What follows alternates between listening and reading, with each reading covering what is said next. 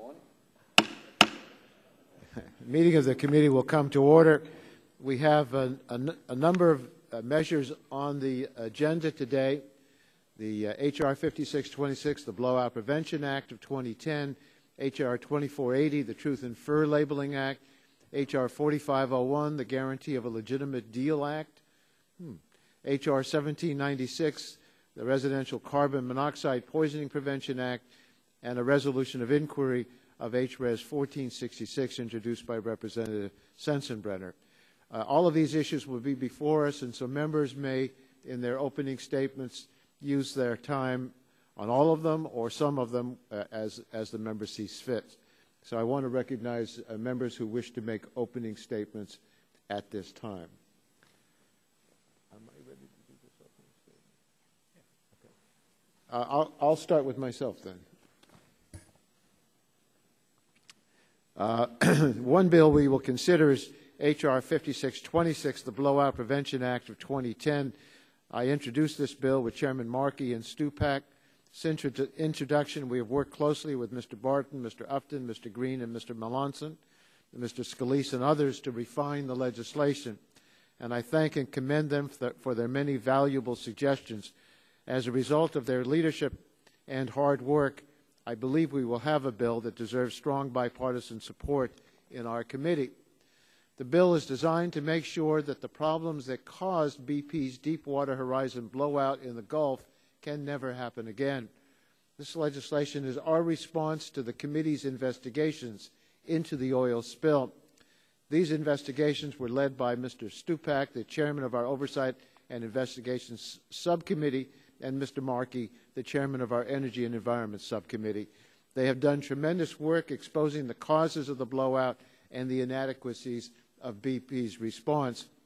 This tragedy, which is the greatest environmental catastrophe in American history, can be termed an accident in name only. BP made a series of reckless decisions before the blowout.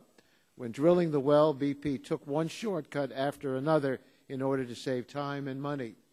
BP relied on a blowout preventer that was anything but foolproof, and when the blowout occurred, BP was unprepared to deal with the consequences. Under this legislation, neither BP nor any other company would be able to make these same mistakes again. We found that the blowout preventer failed to perform its critical function. The bill addresses this by establishing new standards for redundancy, testing, and third-party certification on blowout preventers. We found that BP made serious well design and cementing mistakes. The bill addresses this by establishing new requirements and third-party certification for safe well design and cementing. We found that BP failed to use a lockdown device to secure the wellhead. The bill requires a lockdown device. We also found that there was no CEO involvement in the well operations, despite the serious consequences of a potential loss of control of the well. The bill requires that the company's CEO attest to the fact that the company will use a safe well design, have a blowout preventer that actually works, and have an appropriate and effective spill response plan. In sum, this bill ensures that the Congress is doing everything it can to prevent this from happening again. We will also consider today three bills reported by the Subcommittee on Commerce, Trade, and Consumer Protection, chaired by Mr. Rush. All these bills reflect bipartisan collaboration, and I hope my colleagues will support them. H.R. 4501 is a strong consumer protection bill that will set much-needed standards for transactions in the mail-in precious metals industry, and I commend Representative Wiener for his leadership on this legislation. The bill will prevent unscrupulous companies from melting down a consumer's jewelry until the consumer has explicitly accepted the company's offer. The bill also sets a strong requirement for ensuring return shipments to consumers, and it requires companies to promptly return consumers' valuables if the order to purchase is not accepted. H.R. 2480 is a common-sense bipartisan bill that requires all articles of apparel containing fur to be labeled regardless of the cost of the garment. This legislation will eliminate the confusion currently experienced by consumers and retailers wondering whether the clothes they are buying or selling contain fur. H.R. 1796 will reduce carbon monoxide poisoning. Carbon monoxide is a deadly gas that you can't see or smell. This bill upgrades the voluntary industry standards for carbon monoxide alarms into a mandatory consumer product safety standard, and it provides a grant program to encourage states to adopt laws to expand the use of carbon monoxide alarms in all homes with fuel-burning appliances or attached garages. Finally, the committee will consider H.Res. 1466, introduced by Representative James Sensenbrenner. This resolution requests the President and directs the Secretary of Energy to provide documents to the House of Representatives relating to the Department of Energy's decision that the proposed Yucca Mountain waste repository is not a workable option for nuclear waste disposal. I'll discuss this resolution in more detail when we take it up. However, I want to note at the outset that I believe resolutions of inquiry are powerful oversight tools that should be used only after meaningful attempts to obtain information have been attempted and failed. In this case, it is my understanding that the author of this resolution did not attempt to obtain from the administration directly the information that is sought by the resolution. I therefore believe this resolution is premature and will urge the committee to support a motion to report the resolution without recommendation. I now want to call on members for opening statements. Our Republican colleagues are meeting right now, so we will therefore recognize Democrats, and we will then recognize Republicans. We will recognize Democrats that are here in order of seniority, and when the Republicans return, we will allow a number of Republicans to speak in sequence to make up for the numbers of Democrats who have made opening statements. Without objection, that will be the order. Chair recognizes Mr. Stupak for an opening statement. Thank you, Mr. Chairman. As chairman of the Oversight and Investigation Subcommittee, we've seen through our hearings, document requests, and interviews that the problems that led to the disaster are not just a BP problem, they are an industry problem. Regulations must be put in place to prevent companies from drilling wells without prior assurance by independent third parties and federal regulators that the safety and operation of blowout preventers, well casings, and other essential equipment is ensured. The Blowout Prevention Act is a good first step, making offshore drilling safer and the industry more accountable.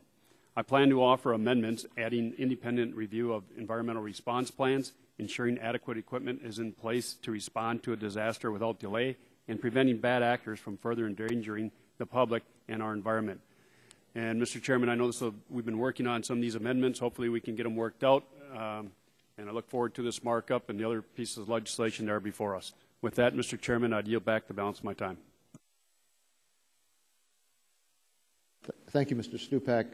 Other members that wish to make opening statements? Ms. Harman. Thank you, Mr. Chairman. I'm trying to get into my seat. We will not count the time thank you. until you do take your seat and begin the opening statement. I see that our Republican colleagues are not here yet. I understand from you that they're caucusing in another room. But I just want to mention how important I think it is that we act on BP or deep well safety regulation now. Hopefully, whatever we pass from this committee will be part of the energy package that hopefully the Senate will consider in the next few weeks, and that will not only deal with this issue, but perhaps deal with some or all of the cap and trade issues that we've addressed in this committee and the energy efficiency issues that we've addressed in this committee. It would be nice to have our very good work product become law in this calendar year.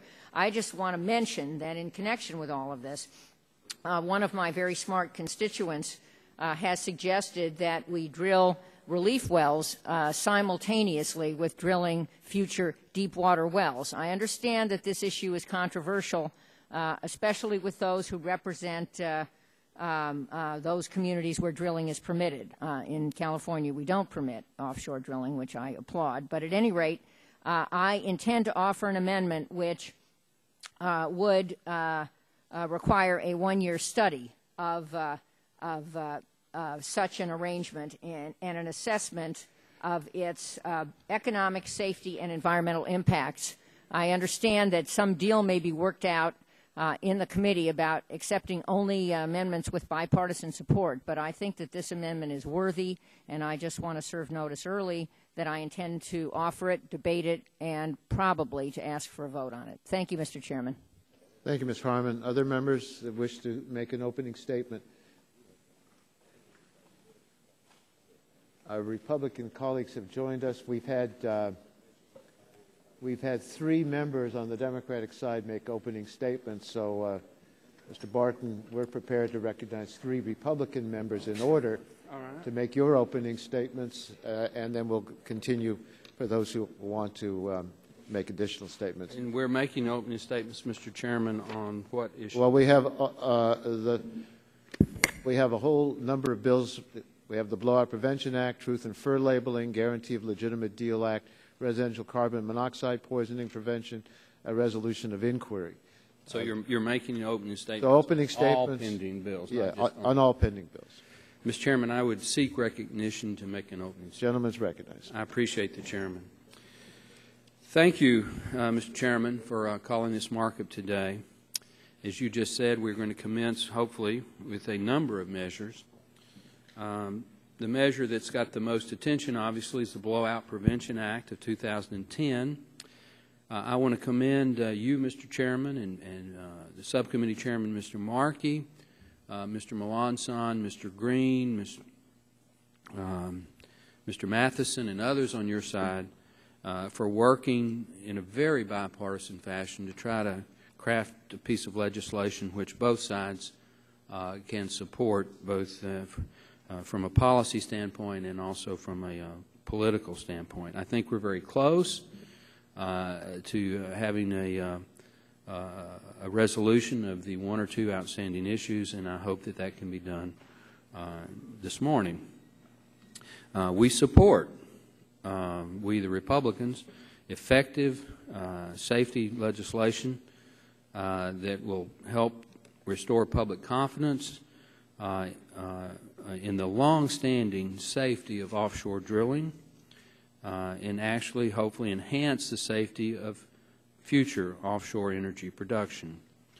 We hope to be able to support the Blowout Prevention Act, and as I just said, if our negotiations are successful this morning, I'm confident that the Republicans will enthusiastically support that legislation.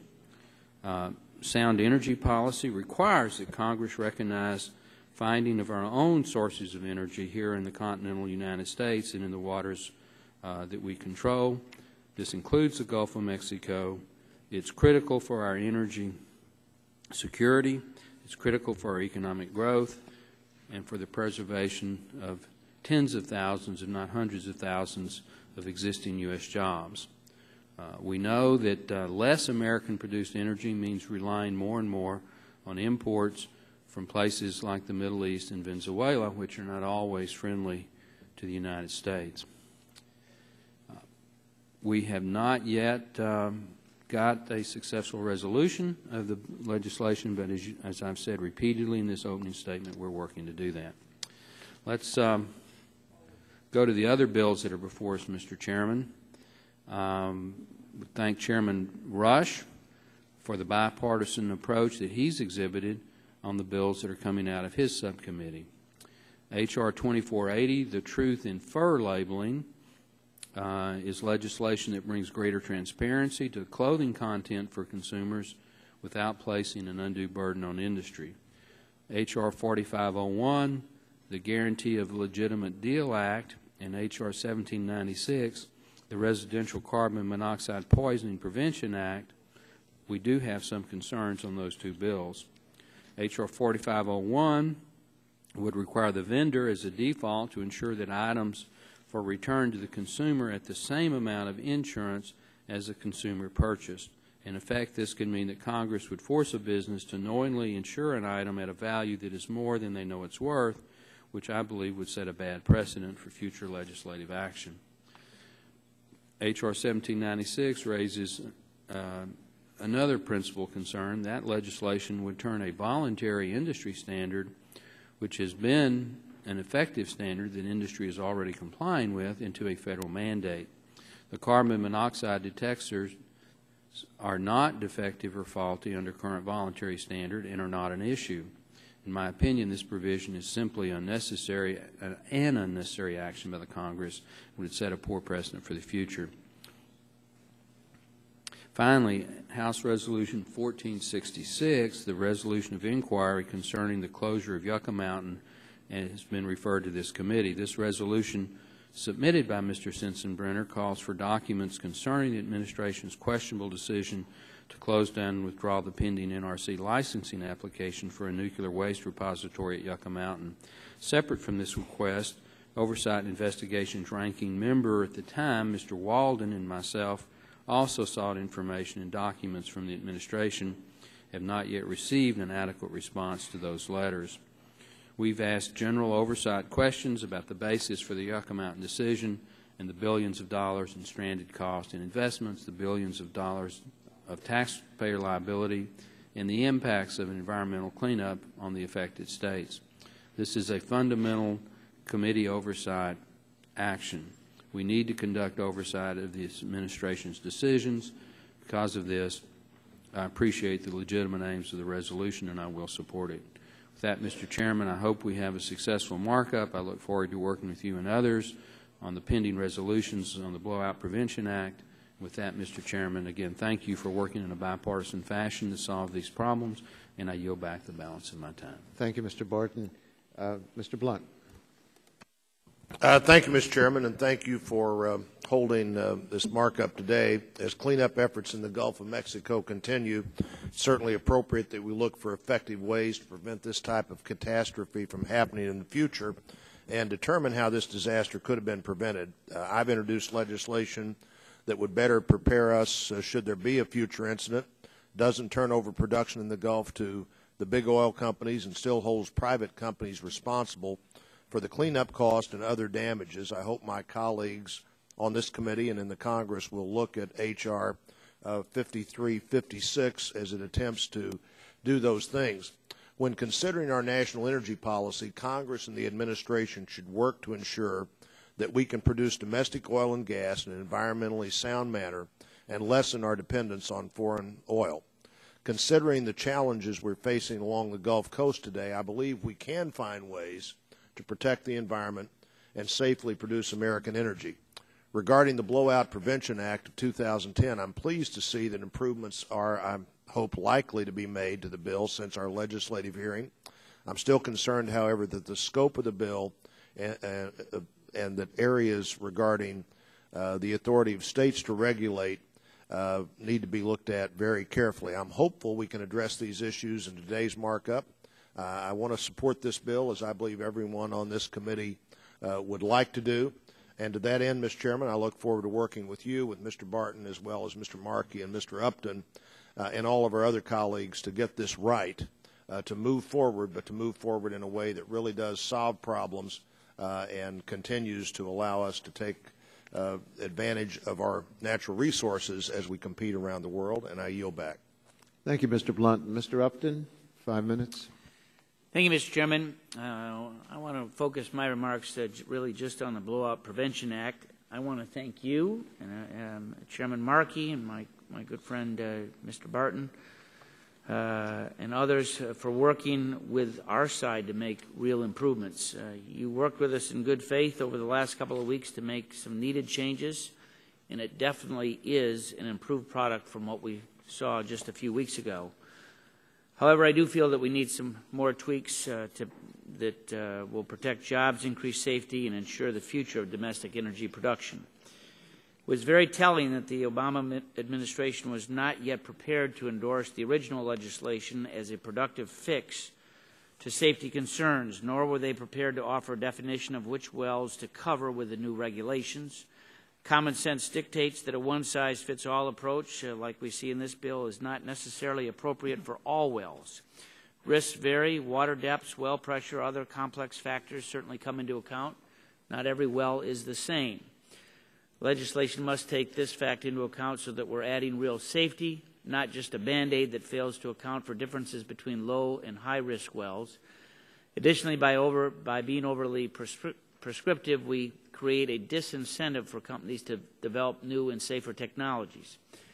As I mentioned at the hearing, a joint investigation into the causes of the Deepwater Horizon blowout, explosion, and spill are currently being conducted by the Coast Guard and the MMS. In addition, President Obama announced a presidential commission that will investigate and develop standards based on the lessons learned. Neither investigation is complete. Legislation will have a real impact on our environment and on the tens of thousands of jobs throughout the nation, so we need to get it right. However, I must say that I shake my head a little bit this morning after reading what the Natural Resources Committee has done so far, and I know that they're still meeting yet this morning. In this committee, we had very good faith negotiation. Not only Mr. Waxman and Mr. Markey, Mr. Barton, and myself, but also we had involved the Gulf State members, which were offered very constructive amendments, and that we are within real reach of an accord that will indeed be bipartisan and perhaps still keep your deadline of noon to get this thing done as we reach progress, particularly on the definition of the covered wells. My fear, however, is that this bill might be married up with the Natural Resources Committee bill in rules. There are a number of very troubling provisions in the Natural Resources Committee that were adopted last night or early this morning. They included uranium mining, they included wind and solar, a whole number of different provisions that may be correct jurisdictionally for them, not for us. And it would be very troubling, I think, if we saw that bill and this bill be married on the House floor. We can get a bill that is bipartisan, that is not a political document, but a bill that will prevent future Gulf disasters for sure. Let's work on that bill versus one that has little chance of becoming law. I yield back. Thank you, Mr. Upton. Having had 3 Democrats and 3 Republicans, we'll now go back to regular order, and the Chair would like to recognize the Chairman Emeritus of the committee for 5 minutes, Mr. Dink. Thank you, Mr. Chairman, for your courtesy. I have no opening statement this morning. Who else on the Democratic side wishes to make an opening statement? Mr. Green. Mr. Chairman, I have no prepared opening statement. I want to thank you and Mr. Barton both for on the legislation today, the Blowout Prevention Act. Appreciate the courtesies of working on it. I tend to agree that we may not be quite there yet, but appreciate this effort. I wasn't going to give an opening statement, following up my colleague from Michigan. I'm also concerned at what's happening in the Transportation Infrastructure Committee and the Natural Resources Committee, that ultimately if this bill is merged with those, we would have one bill on the floor of the House, no matter how good our bill comes out of our committee. But we're going to have to make that decision later. And I'm going to just place on notice, even if we can work out ours, if the other committees do things that I think is detrimental to our domestic production, there's no commitment on their legislation. And but I'm looking forward to us continuing to work. I think our committee has done a good job, both the ranking member and the chairman of the full committee and the ranking member of the subcommittee and the full subcommittee. And I think we can come out of here with a real good bill, no matter what the other committees do. Maybe they'll learn from us. And I yield back my time. Thank you, Mr. Green. Who is next? Gentleman from Kentucky. Mr. Whitfield. Mr. Chairman, thank you very much. I want to thank you and Chairman Rush for working with our Committee on Commerce, Trade, and Consumer Protection Subcommittee on the Truth and Fair Labeling Act, the Guarantee of a Legitimate Deal Act, and also the Carbon Monoxide Poisoning Prevention Act.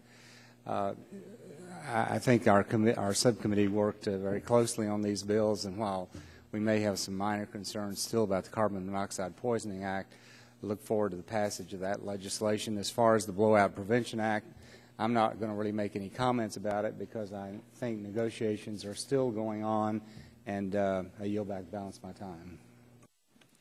Gentleman yields back the balance of his time. Further requests for opening statements? Mr. Melanson. Thank you, Mr. Chairman. I appreciate the efforts and the work of the staff and everyone involved in trying to make a good bill better, and I think we're getting close, as Mr. Barton indicated.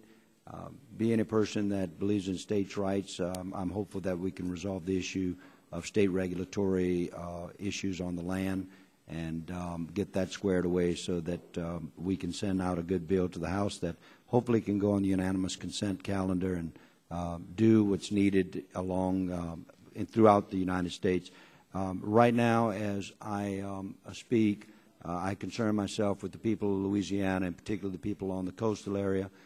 It's difficult to stand all ankle deep on the beach of Grand Isle and talk about how we still want to have the oil and gas industry because of its importance to our economy, but that's a fact of life, and that's what I'll do.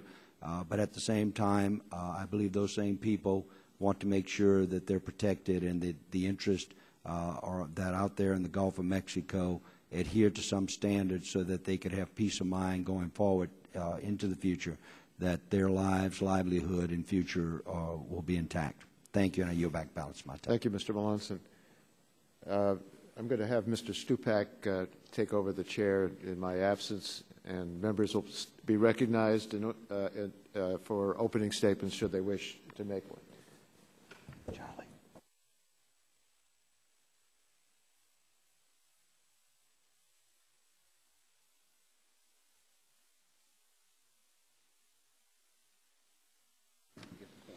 Mr. Shimkus, opening statement. Thank you, Mr. Chairman. Just briefly, we're close on the blowout prevention. We've got the cap well, high-risk well definition. I hope we can resolve that.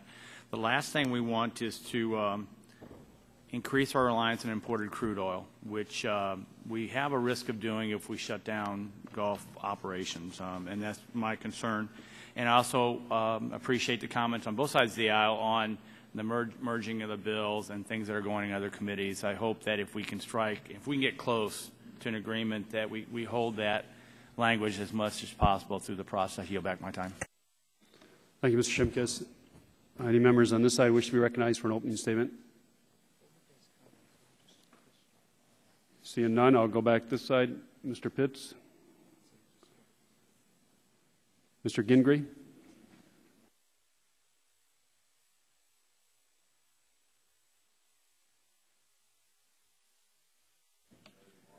Is your mic on?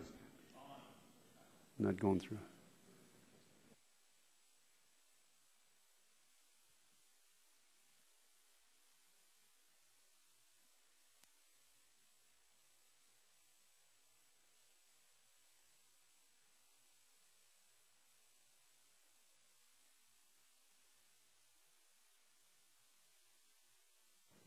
Phil, take the one right behind you. Jump up one row.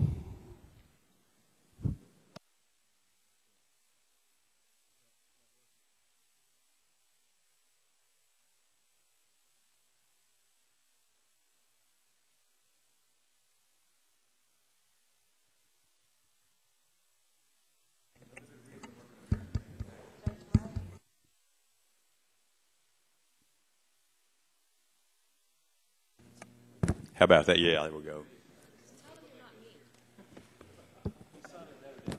This feels, but I can see so much better up here. I really like this row. Mr. Chairman, in my very brief time this morning, I'd like to focus on one of the 5 bills being debated, H.R. 1796. That's the Residential Carbon Monoxide Poisoning Prevention Act. Mr. Chairman, at the CTCP subcommittee hearing on this legislation, I shared with my colleagues the story from my childhood in which 3 servicemen on Liberty from Fort Gordon in Augusta passed away from carbon monoxide poisoning at the motel that was operated by my parents on the Georgia-South Carolina state line. I was about 14 years old at the time, and it was something that, without question, had a striking influence on me, and I learned at a very early age the devastating effects of carbon monoxide poisoning. I commend Mr. Matheson, of course, for bringing forward this bill. Mr. Chairman, H.R. 1796 would help curtail the 400 to 500, actually, annual deaths from carbon monoxide by requiring CPSC, Consumer Product Safety Commission, to make the existing voluntary standards on carbon monoxide detectors mandatory. That's why I'll be supporting this legislation today, and I ask all my colleagues to do the same. I look forward to a spirited debate on all 5 bills and hope we can work out our differences on the Blowout Prevention Act, and I look forward to that. Now, I yield back the balance of my time, Mr. Chairman. Thank you. Thank you, Mr. Gingrich. Any other members wish to be recognized for an opening statement? Mr. Burgess.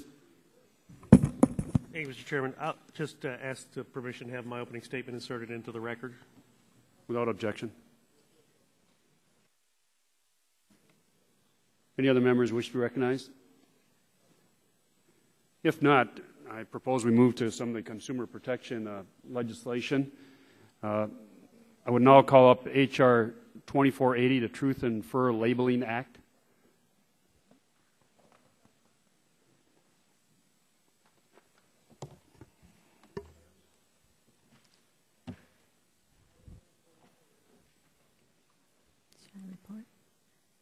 Clerk will report. H.R. 2480, a bill to improve the accuracy of fur product labeling and for other purposes.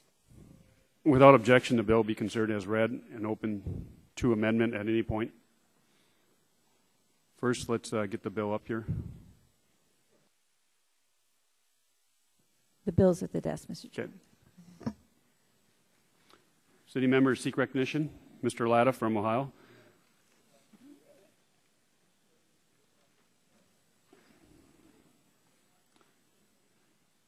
You might have to come up.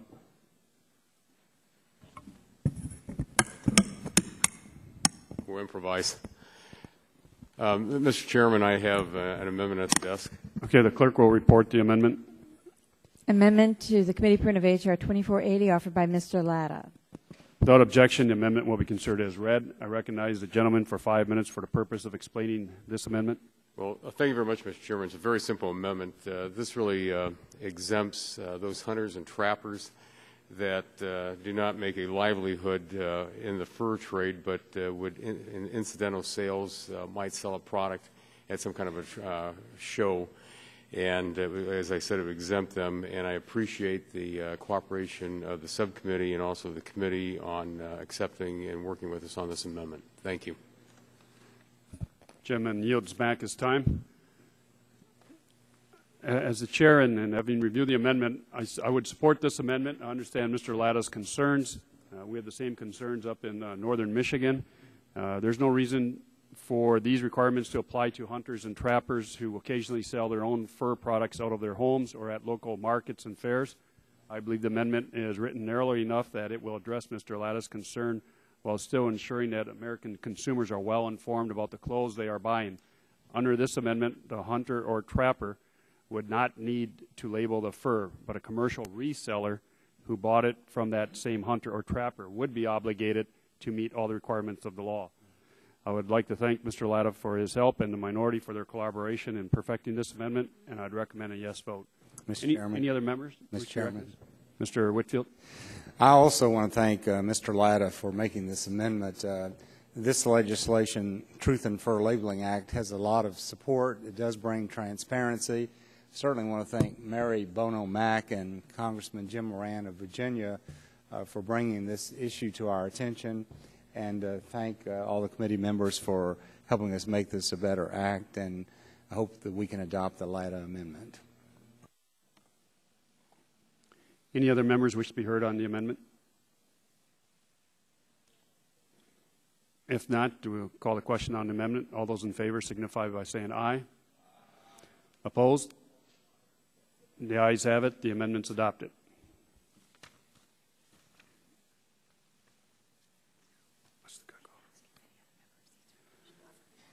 Does any other member seek recognition to offer an amendment? Okay, seeing none, I would now move that the bill that we are considered H.R. 2480, I move the to order reported H.R. 2480 as amendment with the recommendation that the bill do pass. We have a vote on the motion. All those in favor signify by saying aye. Opposed? So the bill H.R. 2480 is passed. will be recommended for consideration on the floor. Next, let's move to consideration, if we can, of H.R. 4501, the Guarantee of the Legitimate Deal Act. I would now call up H.R. 4501, the Guarantee of a Legitimate Deal Act. H.R. 4501, a bill to require certain return policies from businesses that purchase precious metals from consumers. Without objection, the bill will be considered as read and open to amendment at any point. Does any member wish to offer an amendment on this legislation? Okay, I now move to order reported H.R. 4501 as amended with the recommendation that the bill do pass. Before we have a vote on that motion, Mr. Wiener, did you have anything to add on this legislation? This is your legislation, I believe.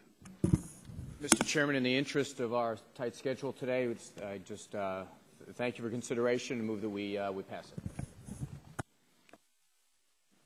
Okay, no other members wish to be heard. Then we'd move to order reported H.R. 4501 amended with the recommendation the bill does pass.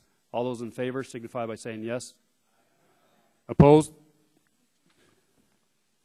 Motion carries. The bill is reported. Next, we'll consider H.R. 1796, the Residential Carbon Monoxide Poisoning Prevention Act. I now call up H.R. 1796. The committee will consider as base text the bill as amended by the Subcommittee on Commerce, Trade, and Consumer Protection. The clerk will report the title. H.R. 1796. This act may be cited as the Carbon Monoxide Poisoning Prevention Act. Without objection, the bill will be considered as read and open to amendment at any time.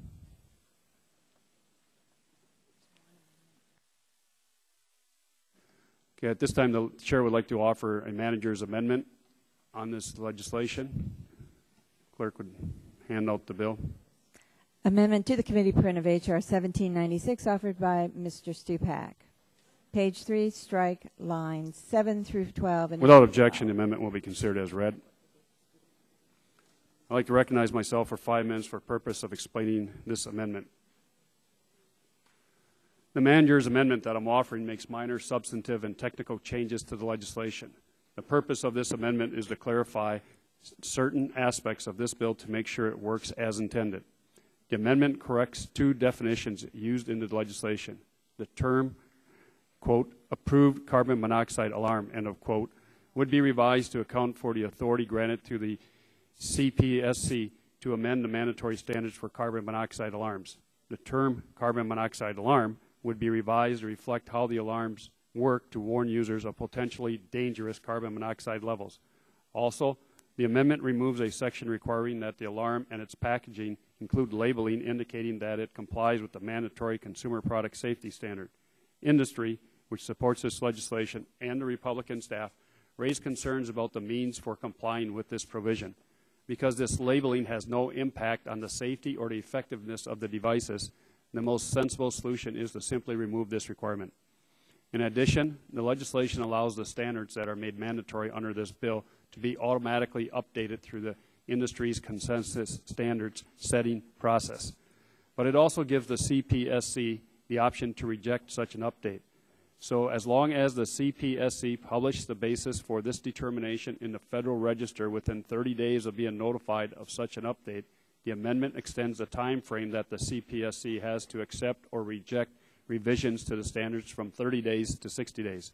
60 days is a more realistic time frame for the CPSC to develop and publish its determination. Finally, the amendment deletes an unnecessary reference to the American National Standards Institute. That could create some ambiguity about who has responsibility for maintaining the industry standards for these devices. I thank Mr. Matheson for introducing the legislation and for his willingness to work with our Republican colleagues to develop a bill that hopefully everyone here can support. I'd urge my colleagues to support the manager's amendment and support passage of the act. Any other member wish to be heard? Mr. Whitfield.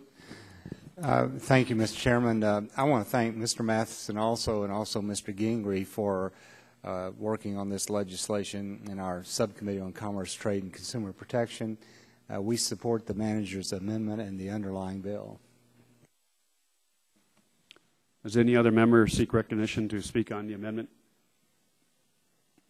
Hearing none, the question is now then on the manager's amendment. All those in favor say aye. Those opposed say no. In the opinion of the chair, the ayes have it, and the amendment is agreed to. Are there any other amendments to this proposed legislation? Seeing no other amendments, I now move to order reported H.R. 1796 amended with the recommendation that the bill do pass. All those in favor signify by saying aye. Opposed? Consider it. Okay, the H.R. 1796 is reported. Motion passed.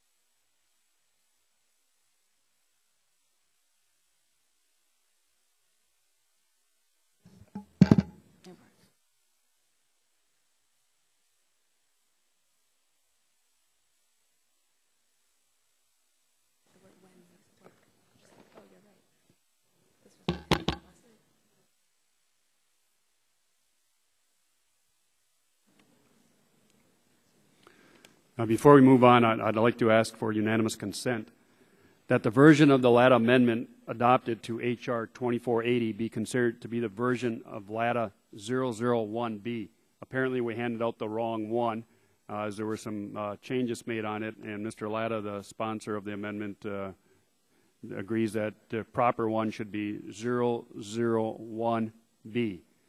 So, without objection, I ask for unanimous consent that the amendment be reported LATA 001B. Hearing no objection, so ordered.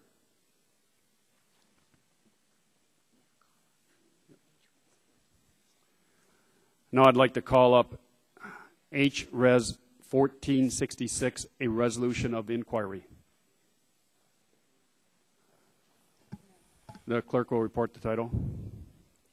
H.Res. 1466, resolution of inquiry requesting the President and directing the Secretary of Energy to provide certain documents to the House of Representatives relating to the Department of Energy application to foreclose use of Yucca Mountain as a high-level nuclear waste repository.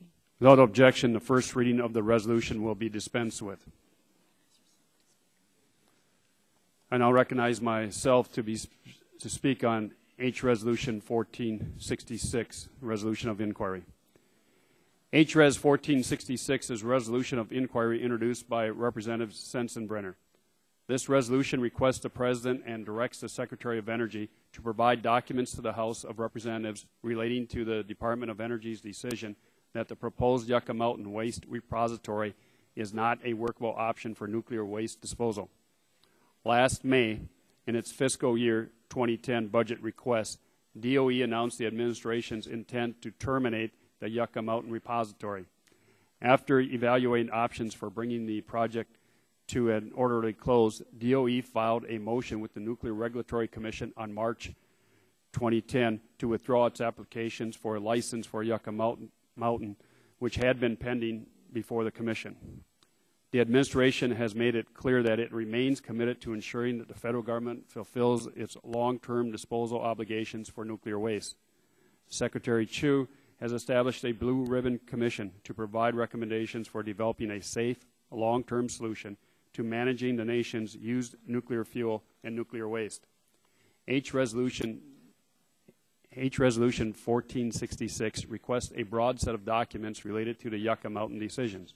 Specifically, it requests all documents related to any of the following: the motion to withdraw the licensing application, elimination of future funding for Yucca Mountain, reprogramming of FY 2010 funds to bring the project to an orderly close, discontinuation of monitoring and data collection at the site, and efforts to preserve documents supporting the license application.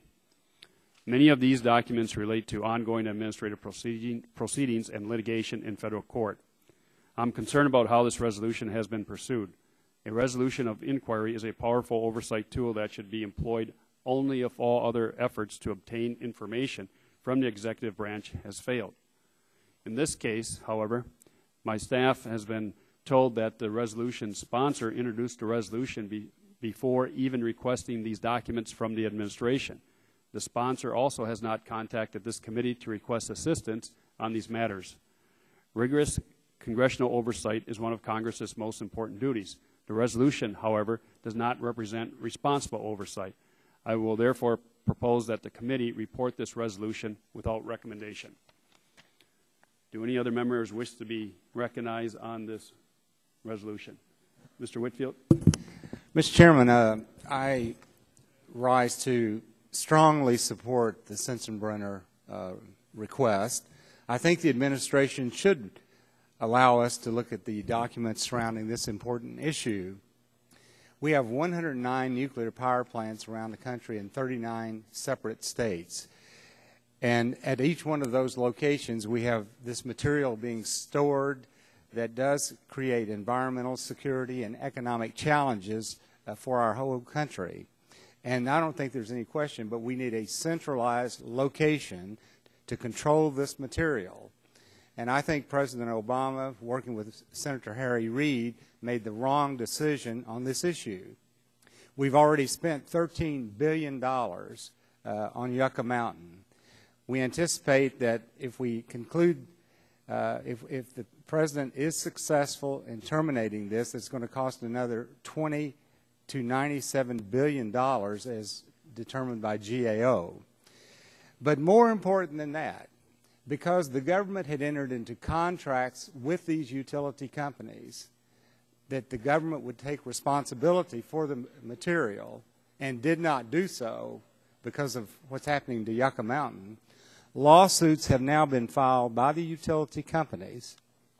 They've already obtained judgments against the federal government in the amount of $10 billion, and it's estimated that that liability is going to go up to $56 billion because the federal government cannot meet its contractual obligations to the utility companies. And that's all because of this decision by the administration. So for the American people, for members of Congress, all of us who are interested in this important issue, I think these documents should be made available to us. And I hope that we can pass this resolution to bring entire transparency to this issue. Now you'll balance my time. Would the gentleman yield for a moment? Yes, sir. I'm a co-sponsor with Doc Hastings of a bill actually to try to force the administration to continue with Yucca Mountain, and a lot of things you said I agree with about the importance of this issue. And I believe Congress appropriately should have access to documents of this nature so that it can help us in our responsibilities to move forward. And so I share a lot of your feelings. I am a little perplexed as to why apparently the sponsor of the inquiry, as far as we can tell, has not requested this from the administration. The protocol since I've been around here is that members of Congress would make a request. If the administration fails to comply, then this mechanism is used. And I'm not sure why that didn't happen here. Can you lend any light on that? I haven't talked to Mr. Sensenbrenner about it, but just wonder if there's any reason we haven't gone through that sort of normally accepted pattern. Let's see, wait just a minute here. I know a letter was sent to Energy Secretary Chow on May 7th, 2009, regarding this issue, asking for certain documents. I can't answer specifically whether or not Mr. Sensenbrenner has requested it, but this letter was sent by Ranking Member Barton, Ralph Hall, Greg Walden, and Paul Brown. But whether or not Mr. Sensenbrenner has made the request, I can't answer that question. Well, I just want to express I believe these documents do need to be produced. I do think we ought to be a little jealous about our oversight and using it so that these things don't become gotcha games, that we actually use it in an appropriate manner. So I appreciate your comments. I'm not sure it satisfies the concern, but thank you. Thank you. Any other members wish to be heard? Mr. Gingrey? Yeah, but Mr. Chairman. Mr. Gingrey? Oh, I'm sorry. Mr. Chairman, thank you. I agree completely with Mr. Whitfield. You look at what's going on here, and we go back what to 1987 when Congress designated Yucca Mountain as a sole site for a permanent high-level, safe nuclear waste repository. The industry stakeholders, I guess there are 101 or so nuclear plants across the country, have contributed $35 billion to that fund, and my numbers are that we've spent $10 billion of it. Mr. Whitfield said $13 billion. I think most everybody would agree that this is a NIMBY issue, but you're talking about wasting $10 to $13 billion.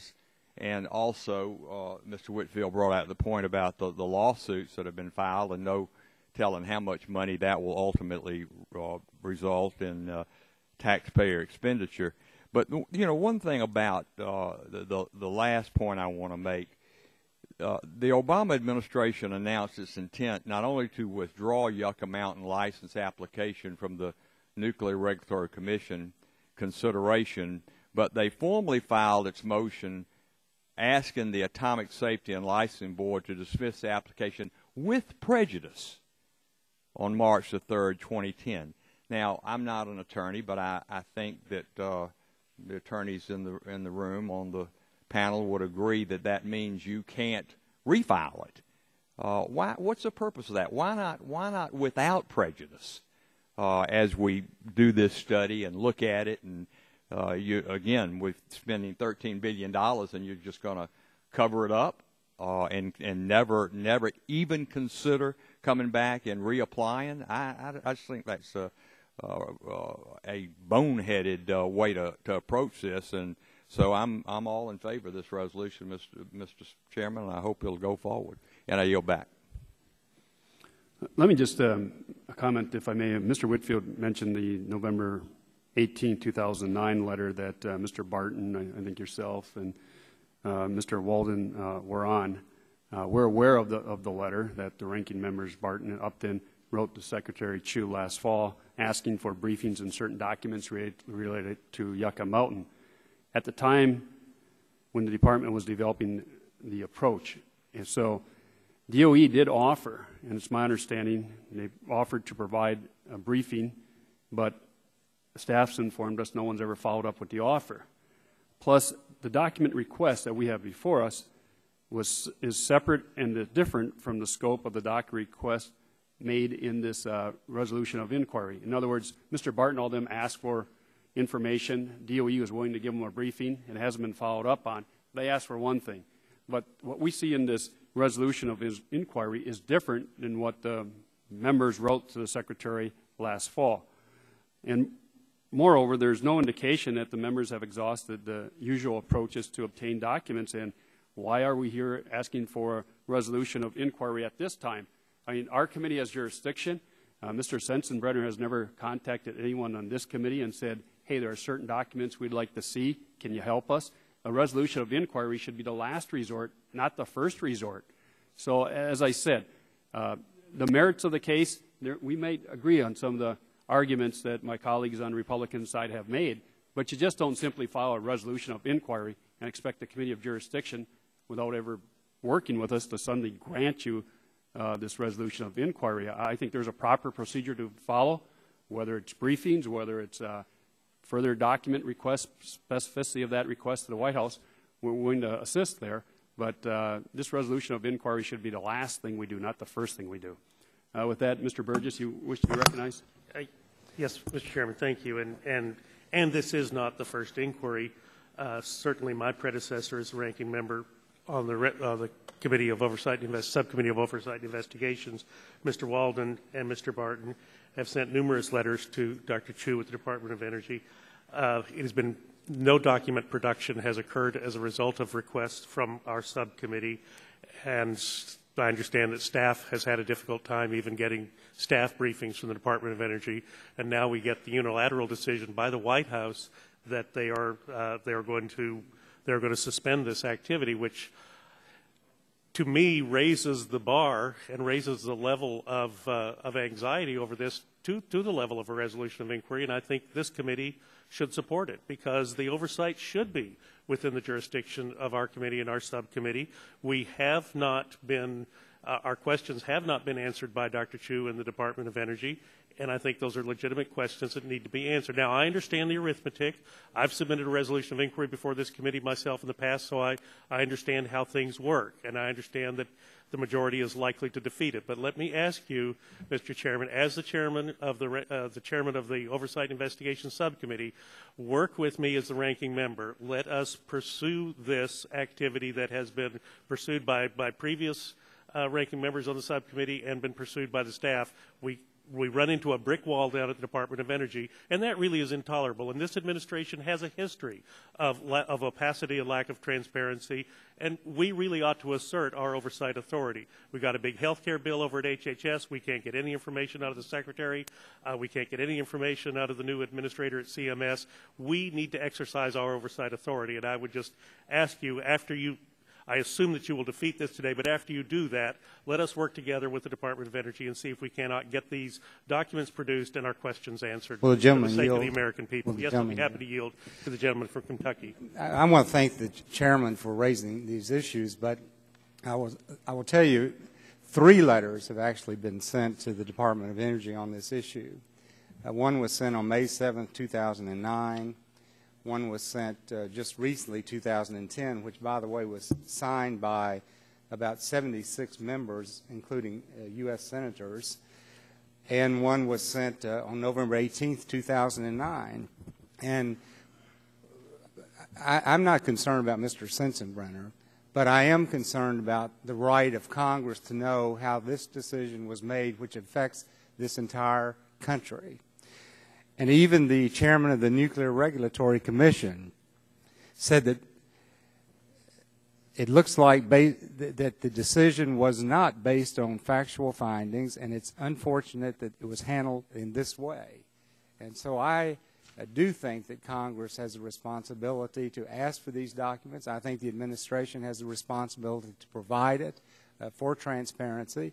And I want to reiterate what the gentleman from Texas said. I hope that if we're not successful in getting this adopted, that the majority would work with us on getting the administration to provide this information, because it's costing the taxpayers a lot of money.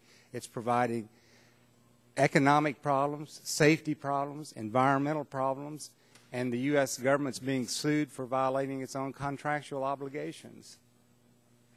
The gentleman yield? Yes, sir. Well, wait a minute, he can't yield. Mr. Burgess has the time. Yeah, Mr. Burgess, would you? Thank you. So the outrage in Mr. Whitfield's voice is one that is shared by some of us about this decision. We think it was grossly not based on the facts or the science or the huge investment that the U.S. taxpayers have made, and I share that sense of great frustration with this decision. I guess to Mr. Burgess's request of what we do here, I would just suggest a little counter proposal. Why don't a letter be drafted with exactly the same language to the administration? We get their response, and if they don't respond, then we take a look at this.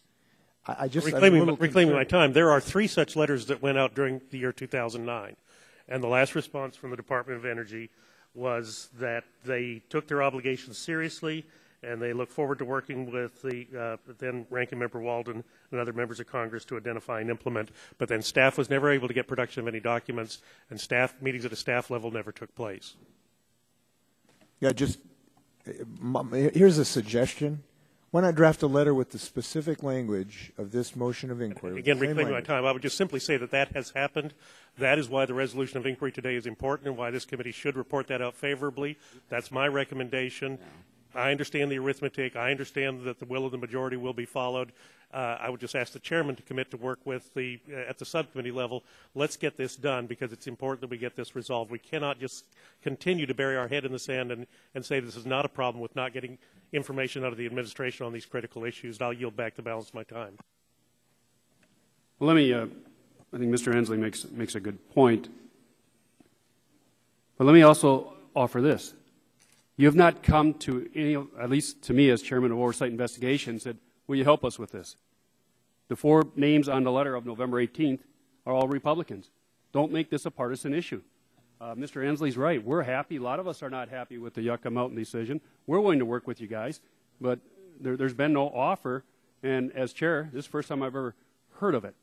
If those authors of the letter were so offended with the offer from the DOE to have a briefing, why aren't they the author of this resolution for inquiry? Why Mr. Sensenbrenner, not even on the committee? Mr. Chairman, with all due respect, I think it's obvious that all of us have concerns about this, and I will tell you this July 6th letter, and I would admit that they've not had time to respond to this letter about Yucca Mountain, but this letter, as I said, was signed by about 60 members of the House and Senate, including you, Mr. Stupak, and the ranking member, Mr. Dingell. Right. And the November 18th letter, the one you first point out from Mr. Barton, Mr. Walden, and them, that was all Republican. Right. So what we're saying is, and I think what Mr. Hensley had to propose, is why don't we just get a letter out together, table this issue, we put a letter out together, we make it bipartisan, we'll do it as O&I, and let's move this issue forward. We'd like well, I mean, I would be supportive of that, because, I mean, I think the Congress should have these documents, and if we can do it in a bipartisan manner, I think that would be more effective. Okay. Yeah, we're happy to work with you on it. We'd like to see the language. We don't want to just erase the names off it, put new names on. Let's work with it. Mr. Sensenbrenner has never contacted our committee and offered or wanted us to seek some documents from the administration. As you see on our side, there are members on our side who are willing to work on this to try to get some issue resolved and get a scope of these documents and see what we can work out. Chairman? My time has expired. Mr. Murphy? Just a parliamentary inquiry on this.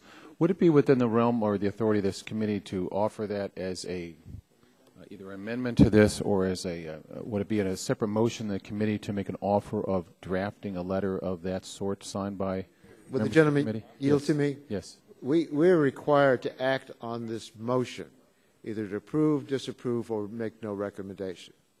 But as I understand the discussion, I'm sorry I was out of the room, we have a consensus in the discussion of members that the information is legitimate to get for oversight purposes, and we would have a letter to go out, joint bipartisan letter, requesting the information.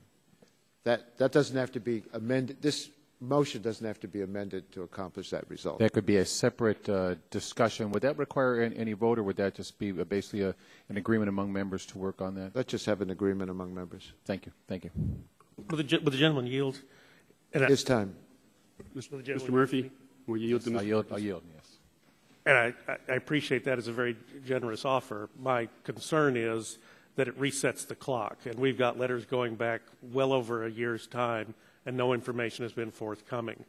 I would like to hear from the chairman of the full committee and the chairman of the subcommittee that we have your commitment to really put some pressure on the Department of Energy to produce the documents that have been requested for well over a year's time. Resetting the clock makes me nervous because this thing has languished. It's languished at the subcommittee level. Obviously, it got the attention of Mr. Sensenbrenner, and responding as he sometimes will, he responded in a sort of unilateral fashion. But nevertheless, I think the clock is important here as well. This is costing taxpayers dollars. This needs to be resolved. And again, I would like to hear that I have the commitment of the chairman of the full committee and the subcommittee to work on this in a timely fashion, and we don't just continue to kick this can down the road. I'll yield back to Mr. Murphy. If the gentleman from Pennsylvania. Yes. Yield to me. I think it's reasonable to request that we get this information as quickly as possible in a timely manner, and we'll go from there. I yield back. Gentleman yields back. Mr. Chairman. Mr. Barton, wish to be recognized? Seek recognition to speak the requisite number of words. Gentleman's recognized. Thank you. I want to make sure I understand where we are, Mr. Stupak and Mr. Waxman.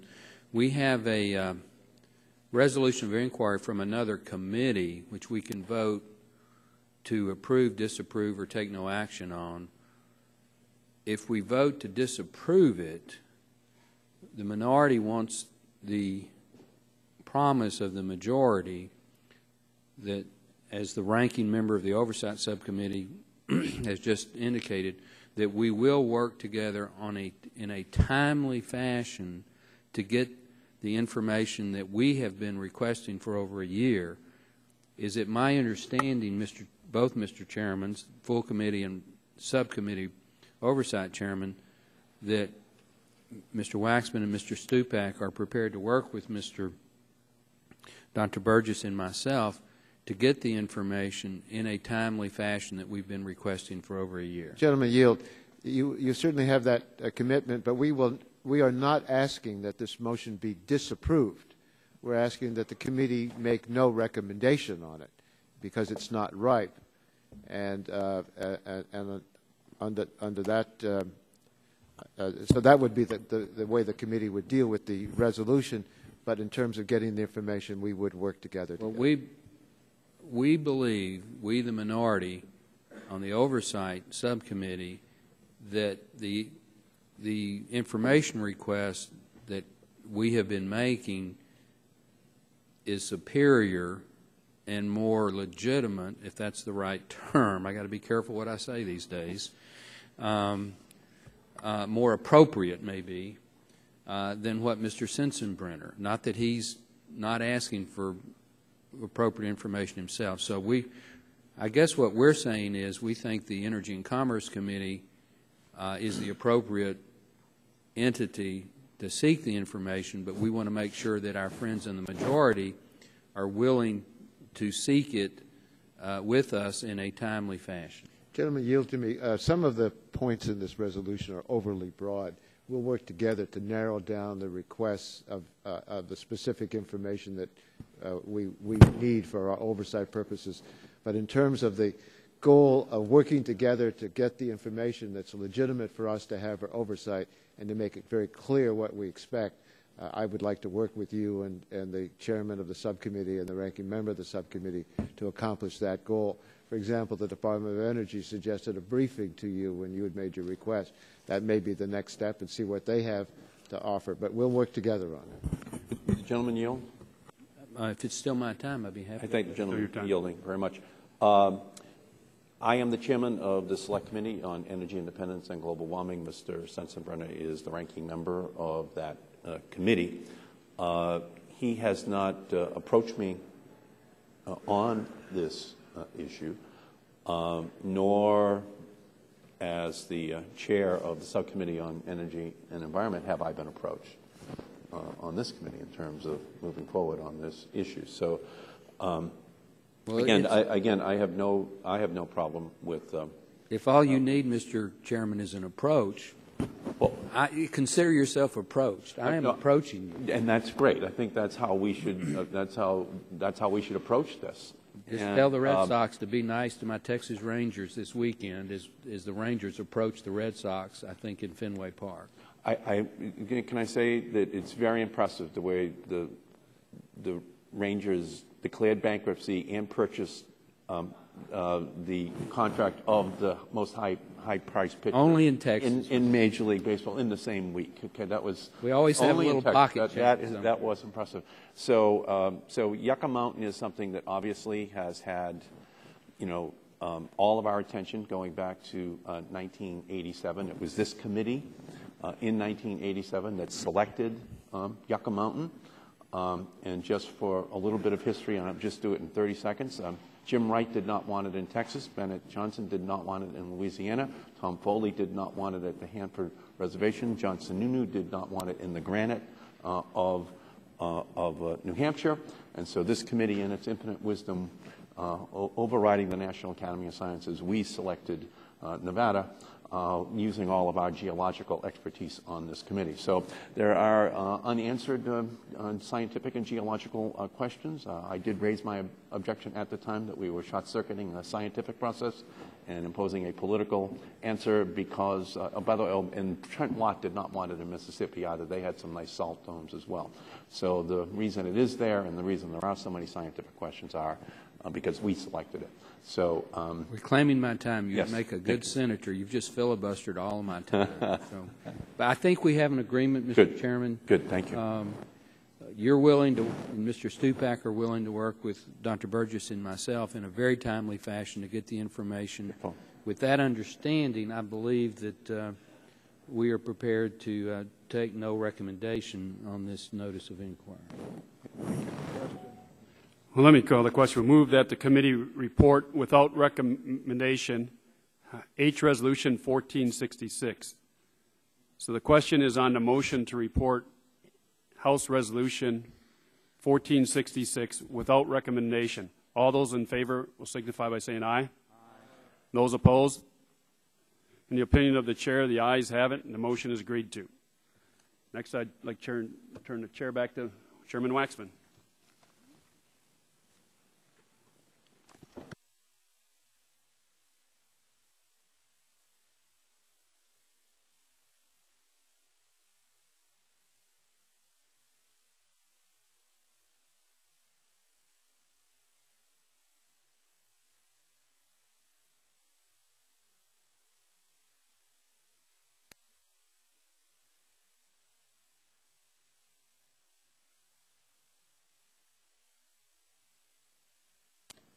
Based on what we said in there, we haven't. We feel very confident that we will have an agreement on the oil spill legislation that the staffs are now drafting, and we're, as I understand it, awaiting votes on the House floor in around 15 minutes. So it seems to me to make sense that we recess until after the votes on the House floor, and we would appreciate members returning as quickly as possible after that so we can consider the legislation. So we will stand in recess until after the last Make a vote. statement, Mr. Chairman. Yes, Before we adjourn, I want to reiterate what you just said. I think we do have an agreement. We've negotiated in good faith, both at the member level and the staff level. The issue before us this morning is a jurisdictional issue of state regulation versus federal regulation, and when the federal regulation would preempt the states, and the agreement that our staffs are drafting would require the concurrence of the state and the federal government for onshore wells. If there is no concurrence, the federal government would make a finding that there was no concurrence, and the state would have an expedited right to go immediately to district court to challenge the federal government's decision of non-concurrence. I think that's fair. It preserves the rights of the states, requires the state and federal government to work together, and focuses the problem that we all want to address, which is potential environmental and human safety accidents in the deep Gulf of Mexico, which is clearly a federal jurisdictional issue. So I think it's a good compromise, and I hope that we'll be able to support it very quickly. Thank you, Mr. Barton. So we will now recess until after the last vote on the House floor. Please come back promptly so we can consider that legislation.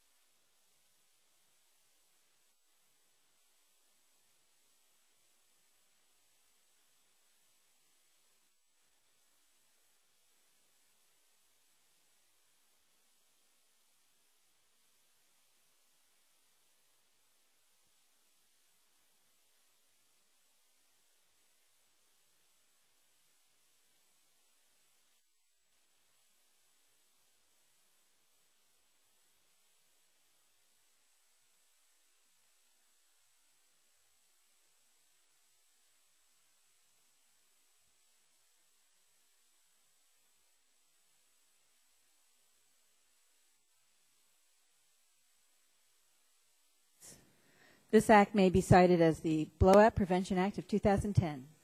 Without objection, the bill will be considered as read and open to amendment. Chair recognizes himself. We will have a manager's amendment that is in the process of being typed. And in order to expedite matters, if members would be willing by unanimous consent to have it considered as read,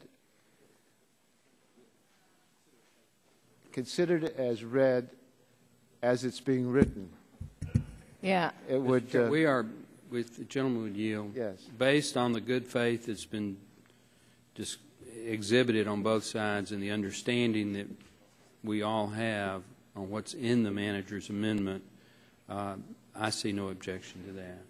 Reserving the right, though, that we actually clarify before we vote on it that it. We're not voting on it until we have the draft. draft. Is what was verbally agreed to. Yeah. Mr. Chairman? Are you reserving a right to object? Yes. Yes, generally is recognized on the reservation. I think the process is fine, but since I am keenly interested in one issue which may or may not be in the manager's amendment, I'm seeking guidance on what I should do. You would offer an amendment. Fine. So I will then, your guidance is I should offer an amendment, and hopefully that amendment will be adopted and included in the manager's amendment as finally typed. Is that what you're suggesting? I think it would be put in the bill. Fine. We'll recognize you at the appropriate time. Thank you very much, Mr. Chairman. I withdraw my objection. Without objection, then, the reading of the manager's amendment is considered accepted. Now, under the rules under which we are informally operating, we will be pleased to recognize. Just a minute. Do we have amendments?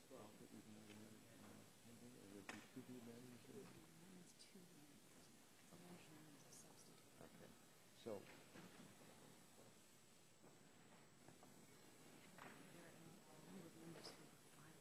Yeah.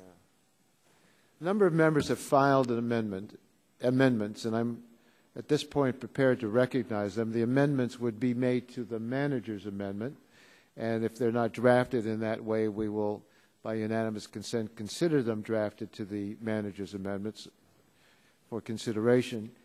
Amendments, I must tell my colleagues that amendments that are not agreed to by Mr. Barton and myself will elicit our opposition. We are now trying to review the amendments on both sides and see what can be agreed to, but we can start talking about some of these amendments, and then we'll decide before the conclusion of the debate the recommendations that we would make to our colleagues. Of course, our colleagues can vote as they wish. So the chair asks if there are amendments that are ready to be offered. Mr. Stupak, you have an amendment? Mr. Chairman, I have two amendments. First one is 136, Amendment 136, Oil Spill Preparedness Amendment. Clerk will report the amendment. Amendment to H.R. 5626 offered by Mr. Stupak of Michigan. Page 11, after line 24, insert the following new section and make the necessary conforming changes. Section 6. I ask unanimous consent the amendment be considered as read. Without objection, that will be the order. Gentleman is recognized for 5 minutes. Thank you, Mr. Chairman. I won't take full 5 minutes, but during our hearings, especially the June 15th hearing that we held with the Energy and Environment Subcommittee, we looked into the oil response plans by the 5 major oil companies, which were nearly carbon copy of the oil response plan drafted by BP. Each of these 5 response plans from the oil companies include a section on responding to worst-case scenario involving an offshore exploratory well. BP's plan stated it can handle up to 250,000 barrels per day. Chevron and Shell stated they can handle up to 200,000 barrels per day. Exxon stated it can handle a spill of over 150,000 barrels per day. These plans include options executed by BP that failed, such as the top kill and junk shot. It was clear from the response on Deepwater Horizon spill that the plans were created by the oil companies are not realistic and are not sufficient to address the worst-case scenario the Gulf Coast is currently experiencing. In fact, the CEOs on their oath said that they couldn't handle a spill as big as they claimed they could because they do not have the resources. Well, it's been 87 days since the Deepwater Horizon explosion, and BP has not yet established a successful cap to the well. We'll hope the latest one, we'll hope it works, but so far it hasn't been successful. In that time, BP has not been prepared to commit sufficient equipment to contain and clean up the oil and did not have adequate plans in place to do so. This points to a need for regulators to require oil spill response plans that adequately prevent environmental damage as soon as they occur. My amendment would require oil companies to deploy at least 60% of the equipment, personnel, and other materials listed in its worst-case scenario oil response plan to a spill site within 12 hours of a spill. Without this requirement, the most carefully drafted plans enforced by federal regulators would not guarantee a spill could be contained in time before invoking devastating circumstances on our environment. This amendment holds the oil companies accountable for their response plans. I urge the adoption. They all claim they could handle so many barrels. Let's make sure they pre-deploy some of this stuff so we do not have the environmental damage we have now. I ask for support of the amendment. Yield back. Gentleman yields back his time. Gentleman from Texas seeks recognition. 5 minutes. In opposition to the amendment. Gentleman's recognized. Mr. Chairman, Subcommittee Chairman Stupak's intent in this amendment is certainly laudable. Having said that, it's, in my opinion, too prescriptive. The requirement of 60% of the equipment is, while, again, laudable and it's over half, it may or may not be the amount of material that needs to be necessary. In the base bill, we now have, if this becomes law, there would be a requirement that the oil response plan be in place, and then it be able to promptly control and stop the blowout, and that in the event of the necessity of a relief well, such relief well needs to begin as expeditiously as possible. So what we've put into the base bill are common sense requirements where best faith efforts would be made and required to be made, in my opinion, Mr. Chairman, to go as far as the Stupak amendment does when it begins to be prescriptive into the certain percentages. You get into a debate very quickly about 60% of what. Is 60% necessary, or maybe it should be 2/3. Maybe you only need 45%. So again, we have no problem with the amendment's intent, but in effect, it would probably hurt more than harm, would probably result in redundant equipment being positioned at unnecessary cost, and it wouldn't be necessary. So we would oppose the amendment. Would gentlemen yield on that point? Sure. You know, as we've shown in our hearings, whether it was the oversight investigations or the Energy and Environment Subcommittee when doing these hearings, these oil companies, they don't own the response equipment. That's true. Whether you're Shell, Exxon, BP, you give it to a company called O'Brien, and they're supposed to pre-deploy. In fact, they're an oil response, I forget the last part of the team or whatever, all the oil companies chip into it. So when you have a spill like this, BP says, well, we don't have it. We hire these other guys to do it. These other guys aren't doing their job. That's sort of what we're getting. Someone has to be held accountable. So if all the oil companies who are drilling in the Gulf, why can't we have 60% of your worst case scenario? They all estimate a worst case scenario. You should be able to say, okay, O'Brien, I believe that's the company, you're responsible to respond to the spill. You got to have 60%. And it's not just for one well, but I mean that can be for all. An hour out where Deep Horizon is by airplane, it's what, 45 minutes to an hour. So I mean, I think the length of time. And since the oil companies always sort of shift the responsibility to somebody else, we have to put a requirement in there to keep someone responsible. You have this third party who does it. Let's make sure that at least 60% of the materials are there to handle a spill. If I could reclaim my time, sure. Mr. Chairman. First of all, the gentleman from Michigan is exactly correct. As a result of the Exxon Valdez, there was a special corporation set up where the oil companies all did submit or commit basic amounts of money into a fund that was then used to buy and pre-position equipment all over the country. It has been shown in this accident that some of that equipment was obsolete. The technology has not been developed further. And it's also been shown that certain federal agencies didn't allow equipment that wasn't pre-positioned in the Gulf to be moved to the Gulf to help in the spill, which to me seems somewhat ironical. Having said that, the gentleman is absolutely correct to point out some of the flaws of the current pre-positioning requirements. It's something his subcommittee should look at, and the full committee. But in terms of this particular bill, you have got, if it does become law, and I hope it does become law, much more specific requirements in terms of the plans being realistic, the equipment being as up to date as possible, certification by third parties, which the gentleman referred to. You simply don't want to go too far and become too prescriptive and actually do more harm than good. And at least in the opinion of this member, this Stupak amendment in its current form, one, is not necessary while well-intentioned, and number two, is too prescriptive. So I respect the gentleman, but I do continue to oppose it. Is there further discussion of the amendment?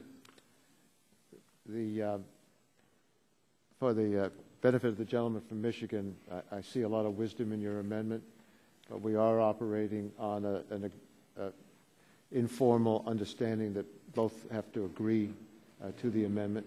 We'll proceed to a vote if the gentleman wishes. Go voice vote. Let's voice vote. All those in favor of the amendment say aye. Opposed, no. The noes have it, and the amendment is not agreed to. Let me ask for unanimous consent for a clarification that the text of the substitute amendment that is pending be the draft that was circulated last night. So what is further agreed to will be offered as an amendment, I understand, by Mr. Bork. So the text that is under consideration by unanimous consent would be the text of the bill that members received last night, and that will be the text. We have no objection to that, Mr. Chairman. Without objection, that will be the order.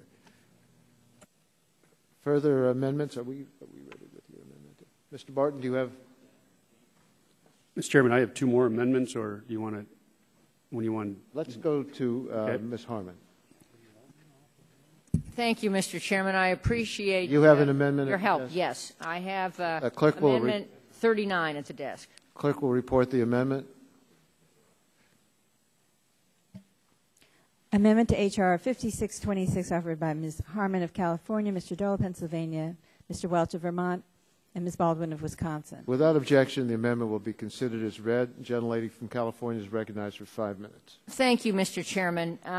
What this amendment would do is task the National Academy of Engineering to study for 1 year the economic, safety, and environmental impacts of requiring one or more relief wells to be drilled in tandem with the drilling of some or all of the wells covered by our legislation.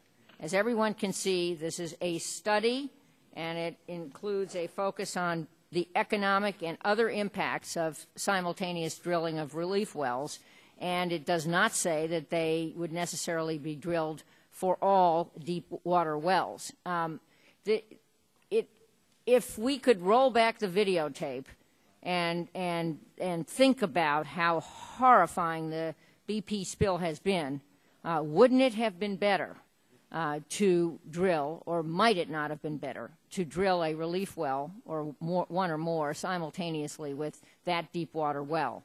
Obviously, we're all waiting anxiously for the completion of 2 relief wells, and it just seems to me that studying this issue and deciding based on the information in the study whether this idea makes sense is the right way to go. And finally, let me say, this idea was suggested to me by one of my constituents. Our constituents are very smart about this and have submitted hundreds of recommendations, and this was one that certainly caught my attention, and I'm proud to offer it as an amendment to the bill or to the manager's amendment, and I urge adoption of this amendment. Would the gentlelady yield? I'd be happy to yield.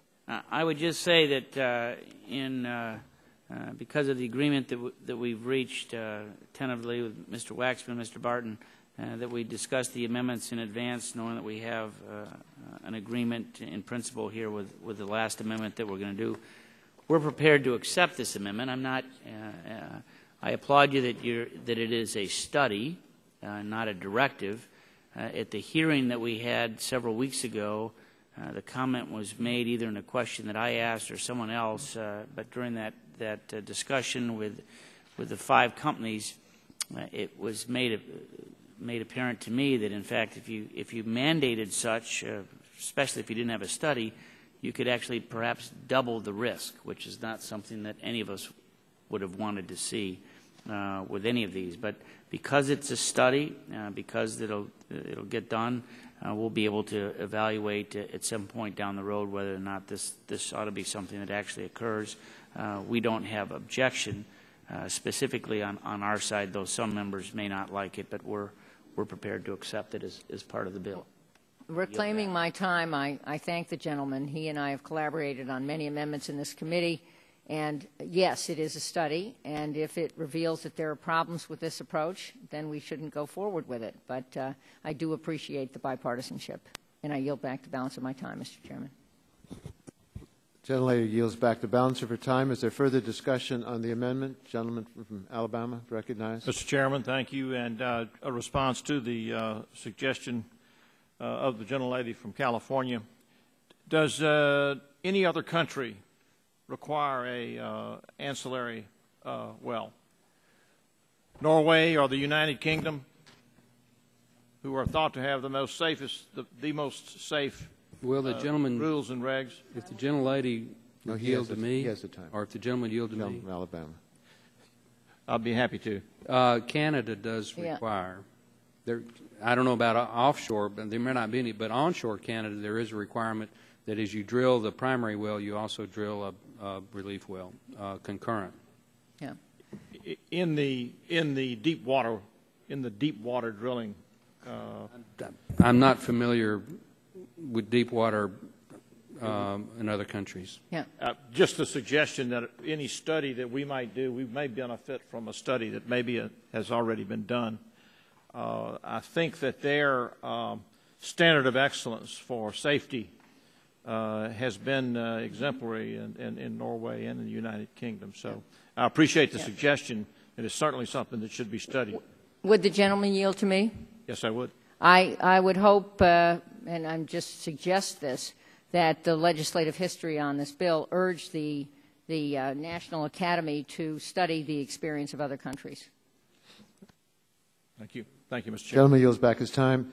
Any further discussion on the amendment? All those of... Yes, Mr. Markey. Oh, I'm sorry. I apologize. Okay. All those in favor of the Harman amendment say aye. Aye. Opposed, no. The ayes have it, and the amendment's adopted. Mr. McNerney, you have an amendment, as I understand it, at the desk. Thank you, Mr. Chairman. Yes, I have an amendment at the desk. Clerk will report the amendment.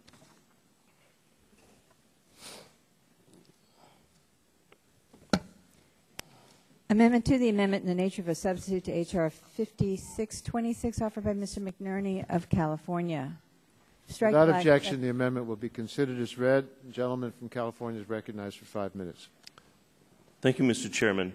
I'm offering a straightforward amendment to improve Section 6 of the Blowout Prevention Act, which authorizes the creation of expert review panels to provide technical advice on regulatory decisions. My amendment simply clarifies that experts serving on such panels can be drawn from diverse backgrounds, including industry, national laboratories, and academia. I would like to note the particular importance of utilizing the expertise at America's national laboratories. I'm familiar with the work of the labs and the talents of the lab employees through my personal experience working as a contractor at Sandia National Laboratories. Northern California is the location of 3 national laboratories that employ a number of my constituents. The national laboratories employ some of America's leading scientists, engineers, and technology experts and they have already contributed significantly to the recovery efforts in the Gulf. Following the tragic explosion of the Deepwater Horizon, employees of the national laboratories were quickly deployed to the Gulf. The Department of Energy estimates that more than 200 lab employees have been involved in the crisis response operations.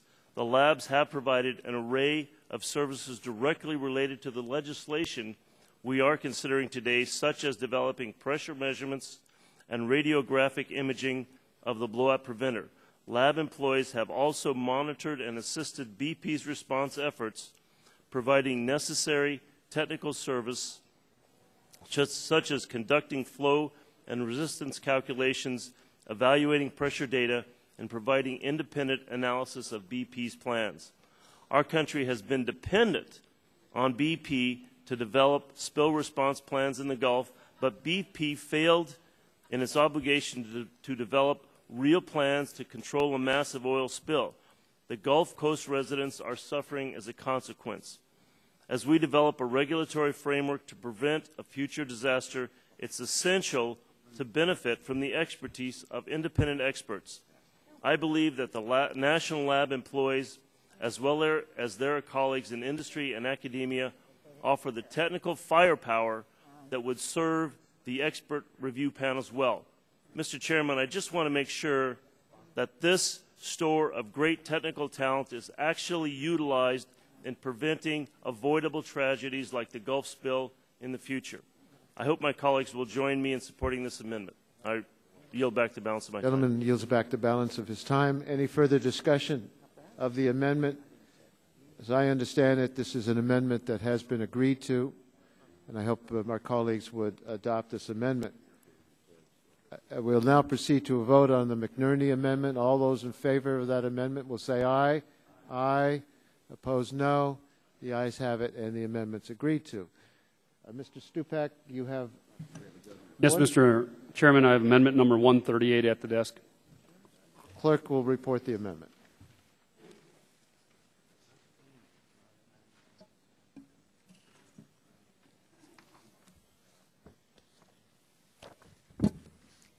Amendment to the amendment in the nature of a substitute to H.R. 5626 offered by Mr. Stupak of Michigan. Without objection, the amendment will be considered as read, and the gentleman from Michigan is recognized for 5 minutes. Thank you, Mr. Chairman. This amendment is what we call our bad actor amendment. As we saw in Oversight Investigations Subcommittee on hearings we held into Deepwater Horizon and into British Petroleum's numerous safety violations, if you go back and look at the record starting in 2005, BP Texas City refinery explosion resulted in the death of 15 people and 170 workers injured. As a result of that accident and BP's failure to correct potential hazards faced by the employees at Texas City, OSHA has twice slapped BP with record-setting fines totaling more than $100 million. In March of 2006, BP discovered its pipeline on Alaska's North Slope had spilled more than 200,000 gallons of oil on the tundra, making it the largest spill in North Slope history. On September 29, 2008, a high-pressure gas line separated, sending 3 pieces of pipe from the Alaskan pipeline onto the tundra. 30 minutes later, a second and unrelated incident occurred where there was a gas release. In addition to these pipeline incidents, there have been several personal injury accidents where employees have been seriously injured or killed, as was the tragic case of Mike Phelan on November 18, 2009, when he was crushed between the pipeline and a truck. This is just a short summary of the incidents that occurred at BP operations. The trend has continued to this day.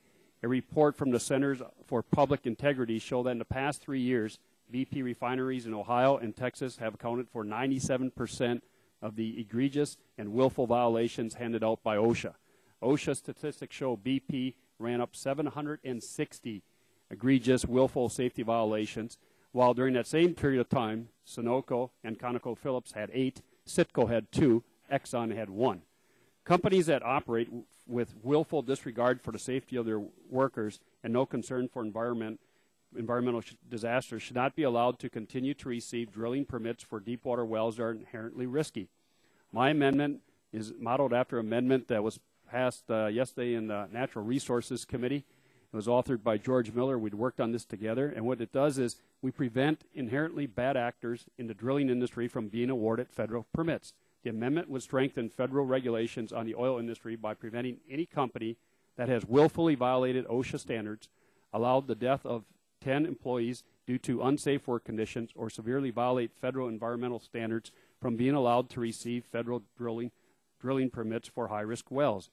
If this amendment had been in place prior to Deepwater Horizon spill, it would have granted federal regulators the authority to prohibit BP from conducting drilling at deepwater leases and prevented this disaster before it happened. I'd urge the committee to adopt this resolution. Basically, on these leases of lands that we see in the outer continental shelf, no matter what my record is as a company, if I have 760 violations, when most of them have less than 8, even though I'm a bad actor and a willful disregard for life and safety in our environment, as long as I pay my money, I'm entitled to get my permit.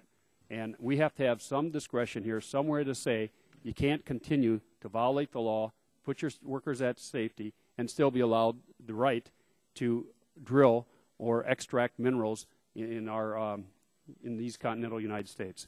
So I'd ask for support of this amendment. I yield back. Gentleman yields back the balance of his time. Mr. Barton, you seek recognition? I do, in opposition to this. Gentleman's recognized for 5 minutes. Again, Mr. Chairman, I'm not opposed to the gentleman's intent. He mentioned the BP pipeline spill in Alaska. That occurred when I was chairman of this committee. I helped conduct the investigation into that. I helped draft the legislation to change federal law, giving the Federal Energy Regulatory Commission, under certain conditions, more regulatory authority in state issues, which that had previously been. We conducted a vigorous investigation. Mr. Stupak was involved with that investigation. Federal law was changed. We worked with the states to remedy that particular problem. I would also concur in Mr. Stupak's attestation that the current company, BP, does have a history of repeated safety violations. He mentioned one. There was also the accident at a refinery in Texas, and of course the accident that we're now involved with, Deepwater Horizon drilling rig off the coast of Louisiana. So there is certainly a case to be made that at some point in time certain bad actors should be prevented. Having said that, the nature of the bill before us, with all the new requirements, new certifications, third-party review, blowout prevention review, increased civil and criminal penalties, all are moves in the direction, if not quite as extensive as what Mr. Stupak's amendment would result in, certainly in the right direction and with the same intended consequences. What we want, Mr. Chairman, on both sides of the aisle and everybody in the country is a drilling program that is safe, that protects the environment, but that also gives an opportunity to find the natural resources in terms of energy that our economy and our country depends upon. The base text with the amendment that's going to be offered in terms of a manager's amendment, in my opinion, would actually increase safety, increase environmental protection, but it would also allow continued OCS activity to occur and would protect the rights of states onshore to regulate their oil and gas activity. So this particular Stupak amendment, in my opinion, is too aggressive and, again, would probably have the effect of preventing a fair amount of drilling activity, period, which would not, in my opinion, be in the long-term best interest of the country, because we'd have less domestic energy production, which means we would have to import more foreign production. So, again, A+ for intent, but I cannot accept it in terms of what would be the probable effect, and so would, with respect, oppose the amendment. Would gentlemen yield? Yes, be happy to. And I agree. And when you were chairman and we worked together on O&I and all these investigations, we've worked together and you've been very cooperative. We always get to the bottom of it. Seems like it's always a oil company cutting corners, and that's why an accident happens. As you cut corners, you cut back on safety, you cut back on maintenance, and when you do that, disasters occur. But the issue I'm sure we've all been asked, every member has been asked, is why do you continue to allow them to drill when they have all these violations. I mean, we saw the oil response plans. If you didn't know, well, they said they could handle 250,000 spill. We had no way to doubt that. All these things we put in this legislation, this proposed bill that we're doing today, that's all great if it's all enforced. But it doesn't prevent this culture that BP has of cutting costs, taking risks, accepting noncompliance, and having all these problems. So when they say, why do you continue to let them? They have 760 violations, and the next one during the same period of time only has 8. The honest answer is because they had the money, and they put the money up, and they got the right to drill. Just putting money up to give you the right to drill can't be the answer anymore. We have some responsibility to say to the American citizens, if you're a bad corporation, you're killing people, polluting our lands, you don't get to do business in this country. We have to give someone that right. Because what's going to happen, we're going to grill next week. We'll grill the Department of Interior when they come in. Why didn't you do this? Why didn't you do that? Because on paper, it all looked fine. Well, but we know the culture of that. Reclaiming the last 17 seconds of my time, I agree with the gentleman about the history of this particular company, BP. I agree that they have not shown, in my opinion, the appropriate level of concern about safety and environmental protection. I agree with that. I'm sure the gentleman has looked at the base text that we're about to vote on. We're changing federal law because of that. The CEO of a company under this bill, if it becomes law, has to attest in writing, and the appropriate federal official has to determine that that attestation is in fact correct, that 1, the well design is safe, that 2, there is a blowout preventer that has redundant safety systems, that 3, there is an actual oil spill response plan that would work, and it would work promptly, and 4, that the applicant has the capability to begin drilling a relief well promptly and complete such a drilling of a relief well expeditiously. Those are new requirements that are not in current law. So we are trying to take a problem that has cost 11 people their life, that has caused billions of dollars in economic damages, an indeterminate but significant amount of environmental damage, and prevent it from ever happening again. But as we do that, we do have a bipartisan goal of allowing continued development of our energy resources in the Outer Continental Shelf.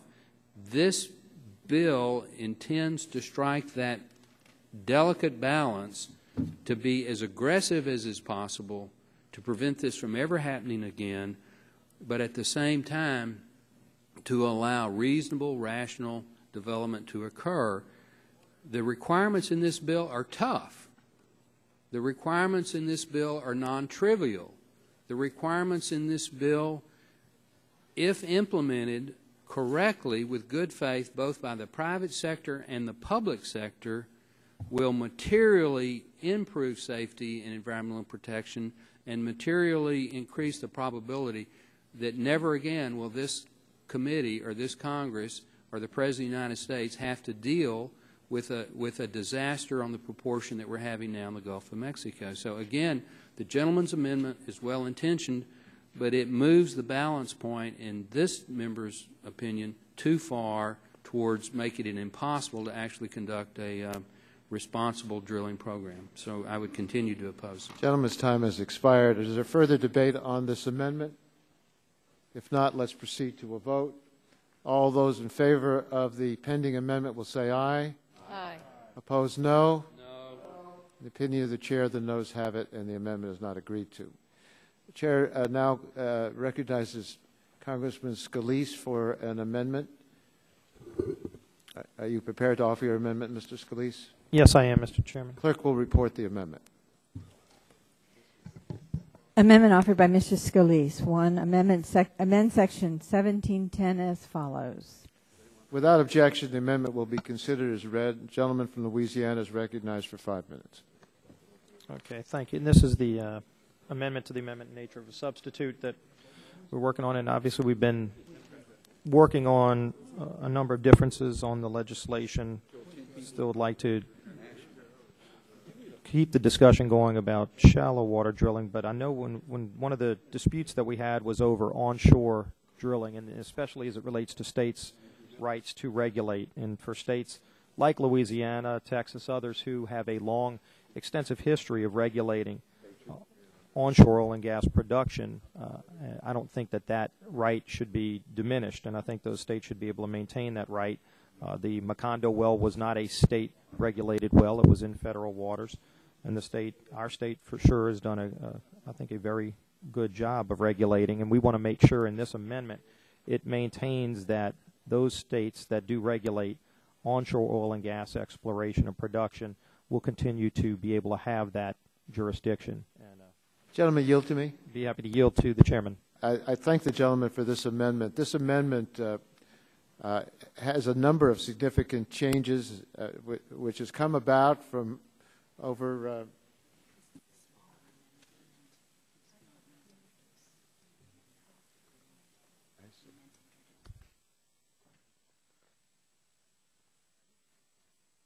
She started reading 1710. No, I'll do the little one after, but they started at this. They started at this one. They pulled up. Yeah. The gentleman, having yielded to me, I want to speak in support of the amendment. I thought this was going to be the bigger amendment, but this is a smaller one, which we've agreed to. Mr. Chairman. And on 1710, the one that they read was 1710, which was the one I just described.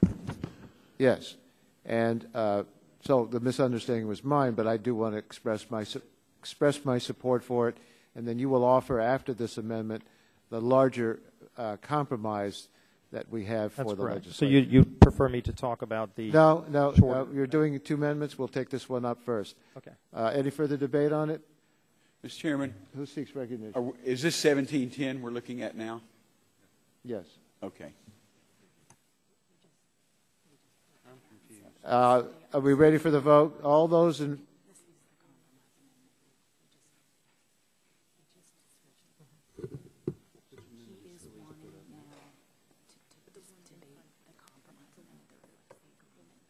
And is that what's pending? Okay. I see. So the gentleman said we might as well take up what's been passed out, which is the compromise amendment. So the compromise amendment in its broader perspective, I mean in its full perspective, is now before us. Is that what the gentleman purports? That's my understanding. Okay. Whatever the chair decides is the one I'd be happy to take up. Okay. Well, the chair would like to recognize himself on this amendment. This amendment now embodies the changes that have been agreed to after several weeks of negotiations on a bipartisan basis, and I think we produced a very good bipartisan product. This amendment has a number of parts to it. One of the issues that was under discussion was the scope of coverage, and this amendment replaces the definition of high-risk well with a narrower definition of covered well. This addressed concerns that had been raised by several members that federal regulation should not apply to onshore wells currently subject to effective state regulation or to marginal wells, and that federal regulation may not be necessary for offshore wells within state boundaries.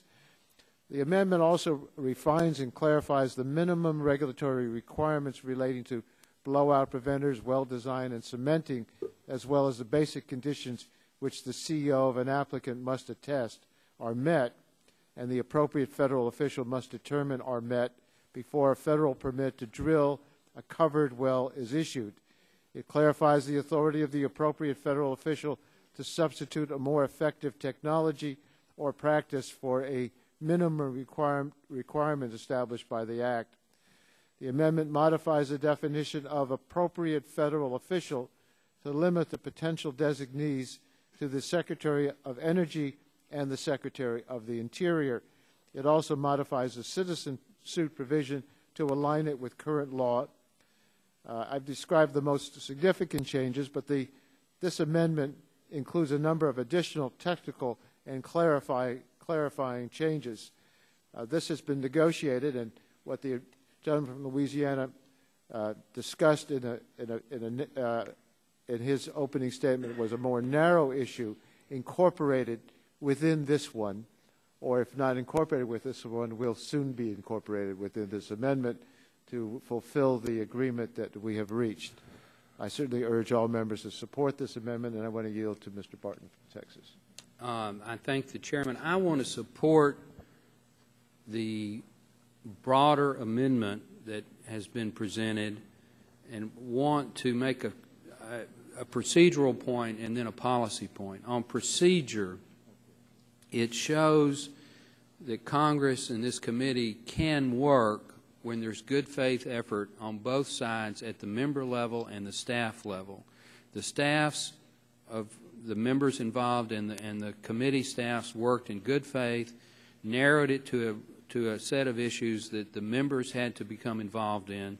The members became involved, and in a good faith effort on both sides with an open debate, came up with conceptual language that was then clarified into what's before us. The end result is going to be, if this bill becomes law, and I hope it does, new regulatory authority by the federal government to, in the offshore and in some cases onshore, make sure that every well that's drilled in the United States is drilled as safely and as environmentally protectively as possible.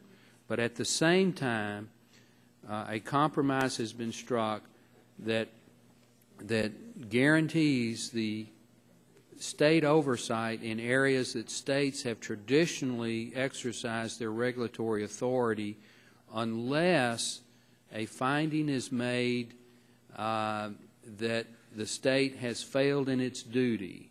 And the burden of proof in this amendment is such that states will have every opportunity on an expedited basis in federal court to show why they do not feel that the state has failed that test. So for those that think we need to have more regulatory certainty or regulatory enforcement, this is something that members can vote for in good faith. For those that believe, especially in the onshore, the states have exercised their regulatory authority effectively, they can vote for this amendment in good faith because it protects that. So in my opinion, Mr. Chairman,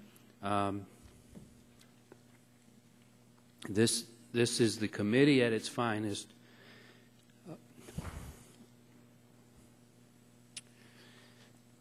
And I believe the Congress at its finest. So I support it. Thank you very much, Mr. Barton. Let me say that this amendment is a product of input from all of our colleagues who have raised concerns about the original bill that was introduced, but specifically I want to single out the participation of Mr. Melanson and Mr. Green, Mr. Upton and Mr. Markey, of course, Mr. Barton and Mr. Scalise. All of us worked in good faith, discussed these amendments, discussed not the amendments as such, but what ought to go into an amendment that would bridge the differences that we had so that we could all support what we feel is a good, solid, bipartisan bill that will meet the concerns that have been foisted to our attention because of what has happened in the Gulf and the BP incident. Any other members wish to be recognized? Mr. Markey? Thank you, Mr. Chairman, very much. The Scalise amendment before us today kind of embodies the bipartisan way in which we have worked on these issues. This committee, because of its jurisdiction over energy exploration and production, has a responsibility to address the critical issue of responding to the implications of the catastrophe in the Gulf of Mexico. And as the chairman said, and the ranking member said, we have worked very closely with Mr. Barton, with Mr. Upton, with Mr. Melanson and Green, and with Mr. Scalise, the maker of this amendment. over the last couple of weeks and continuing right through this morning. The chairman worked very hard right from the very beginning to ensure that this was a bipartisan process, and I want to congratulate him and compliment him on this final product, because it does reflect the spirit that he instilled into this discussion right from the very beginning. Historically, regulation of offshore drilling has required the use of best available, safest technologies, taking costs into account. But regulators have had little or no congressional guidance on what this standard requires, and current regulations plainly are not adequate. The BP Act responds to this gap by establishing minimum standards for well drilling, technologies, and practices for outer continental shelf and other covered wells. The legislation is built on the basic concept of defense in depth. It requires multiple lines of defense against a blowout, and it ensures that these defenses are redundant so that failure of one does not lead to cascading failures of the entire system, as occurred with BP's Macondo well. First, the legislation sets minimum standards for blowout preventers, the last line of defense against a blowout like the one that occurred at the Macondo well. The legislation also requires new standards on safe well design and cementing to ensure multiple redundant barriers within the well against uncontrolled oil or gas flow that could lead to a blowout. The BP Act also includes provisions to strengthen regulatory oversight to ensure that safety standards keep pace with advances in technology. The bill requires periodic updating of regulatory standards and establishes an independent technical advisory committee. The legislation also requires independent third-party certification of blowout preventers and well designs, and establishes whistleblower protections for rig workers. And finally, it requires periodic and unannounced inspections and establishes strict civil and criminal penalties. One of the critical questions in developing the legislation has been the scope of the coverage. We have reached a bipartisan consensus on that issue. The requirements of the Act will apply to all wells on the outer continental shelf. Outside the outer continental shelf, the requirements apply if two criteria are met. First, there has to be a determination that a blowout from such a well would cause extensive and widespread harm to public health and safety or the environment. And second, the federal regulator would have to determine that the state in which the well is located can't effectively ensure safety at the well. So long as a state's regulatory regime can provide a comparable level of safety, the well would not be subject to federal regulation under this Act. Which brings us to the Scalise Amendment. The Scalise Amendment ensures that for onshore wells, the federal government cannot step in to regulate unless there is clear and convincing evidence that state regulation cannot effectively protect public health and safety and the environment. Any federal finding that state regulation of high-risk onshore wells is ineffective would be subject to expedited review by the courts. The federal finding of the effectiveness wouldn't take effect unless the federal government prevailed in the court proceeding, including any appeals. So that is the heart of this Scalise agreement that embodies the conversations that the chairman had with Mr. Barton, with Mr. Upton, along with Mr. Green and Mr. Melanson and Mr. Scalise. We think it does strike a good balance, and we thank all of the members for working closely in order to achieve this final goal. I yield back the balance of my time. Thank you, Mr. Markey. Further discussion to clarify the procedural situation that we're in. I'd like to ask unanimous consent that that the two Scalise amendments be considered in block. Without objection, that'll be the order. The vote now comes on the Scalise amendments in block. All those in favor of the Scalise amendments will say aye. Aye. Aye. Opposed, no. The ayes have it, and the amendments agreed to. Vote now comes on the chairman's amendment in the nature of a substitute as amended. Mr. Chairman, Dingle, for what is purpose it do you seek too late to recognition? ask a few questions of staff on this matter? The chair would state that it's never too late if the gentleman from Michigan wishes to ask questions. I recognize you for 5 minutes. These are not hostile questions, Mr. Chairman. So with your recognition, can I have the attention of the staff? There are two concerns which I think are addressed in the bill, but I want to be very sure they're adequately addressed. The first concern is that the government does not have an adequate capability at this time of requiring a proper plan that can be implemented to clean up a spill or some kind of misadventure if such occurs. I believe that the bill in its parts, as I have read it, provides that the government not only has the power to do this, but has the duty to do this under the legislation. Am I correct? Mr. Chairman, Section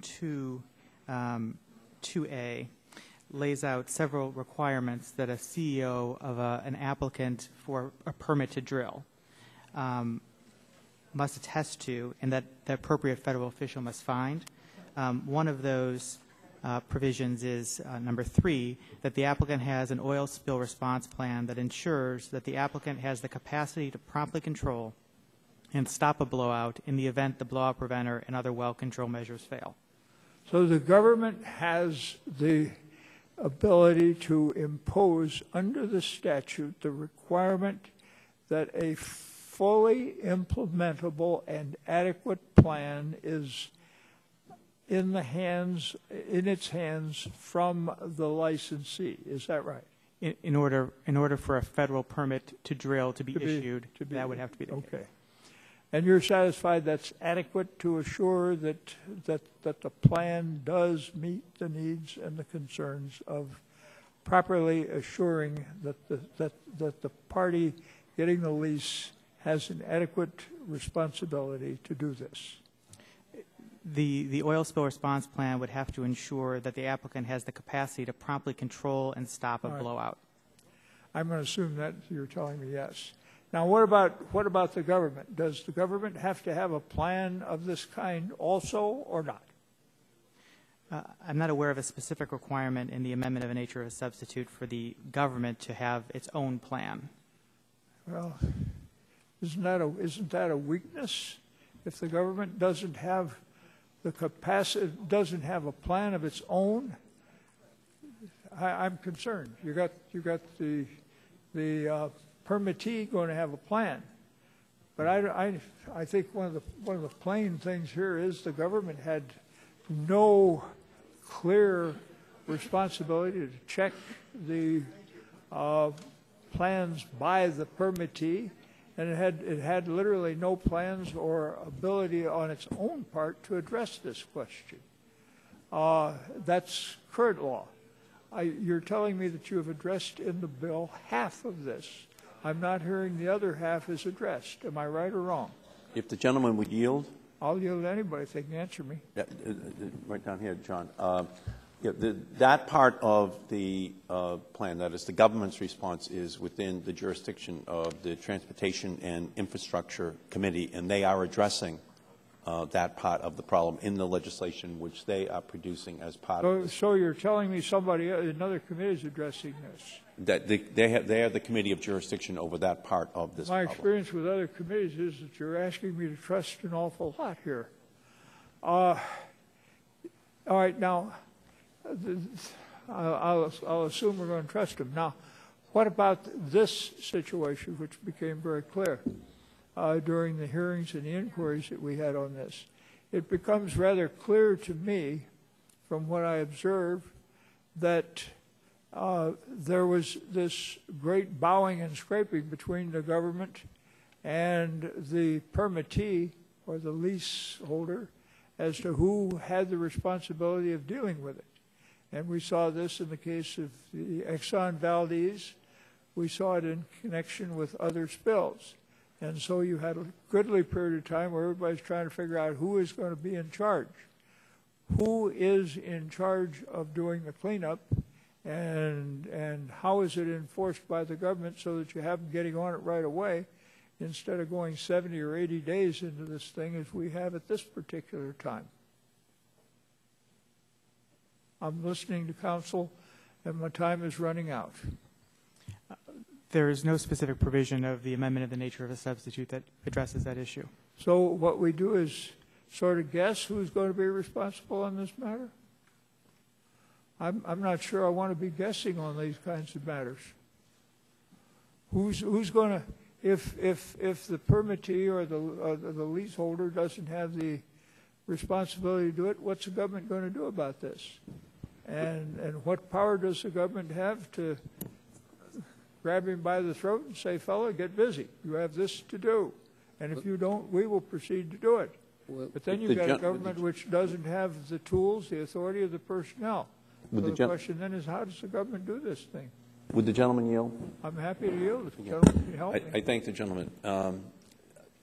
Those decisions are controlled by the Oil Pollution Act of 1990, which is within the jurisdiction of the Transportation and Infrastructure Committee. The fact that I note that it is within another committee's jurisdiction does not mean that in any way I am expressing any happiness with that fact or any endorsement of any solutions that they might come up with. It's only an expression of the jurisdiction of that committee. And I will note, for the purpose of this discussion, that the gentleman from Michigan jealously guarded the transportation jurisdiction of this committee in a way that would rival any in the history of the United States Congress. And I know that he did not participate in any way in 1995 in the ceding of our committee's jurisdiction to the Transportation and Infrastructure Committee.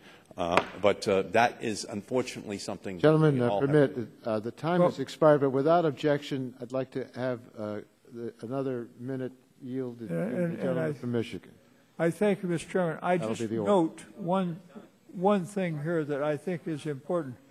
I've heard it said that the government response plans are required under OPA 90. These are very complex plans. They're developed in all regions of the country to serve this purpose. Am I correct in assuming that those plans would give the government the authority to address the concerns that I'm expressing about who's going to be in charge in the event that there's an event requiring a cleanup or caused by a blowout or some other unfortunate kind of event of that sort? If the gentleman would yield?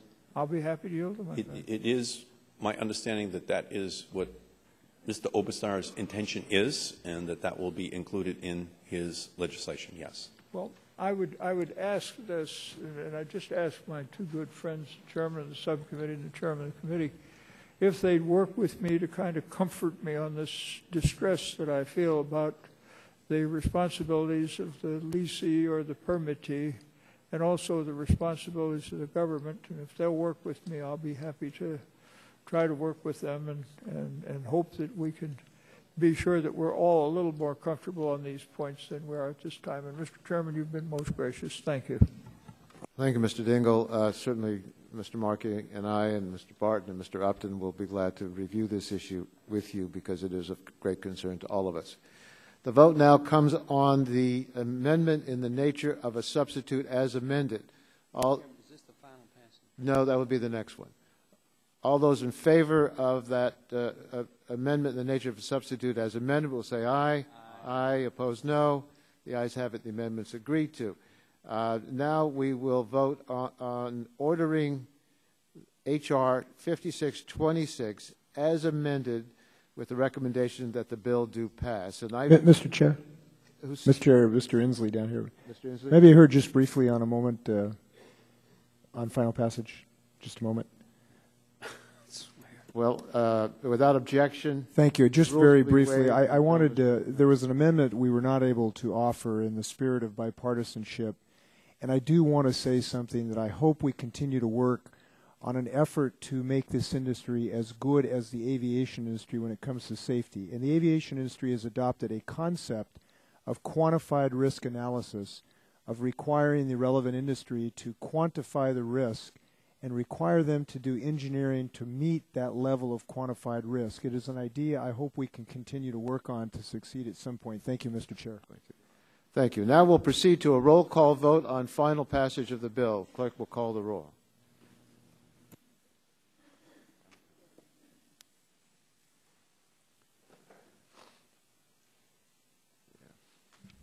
Mr. Waxman. Aye. Mr. Waxman votes aye. Mr. Dingell. Mr. Dingell votes aye. Mr. Markey. Mr. Markey, aye. Mr. Boucher. Mr. Pallone. Mr. Pallone, aye. Mr. Gordon.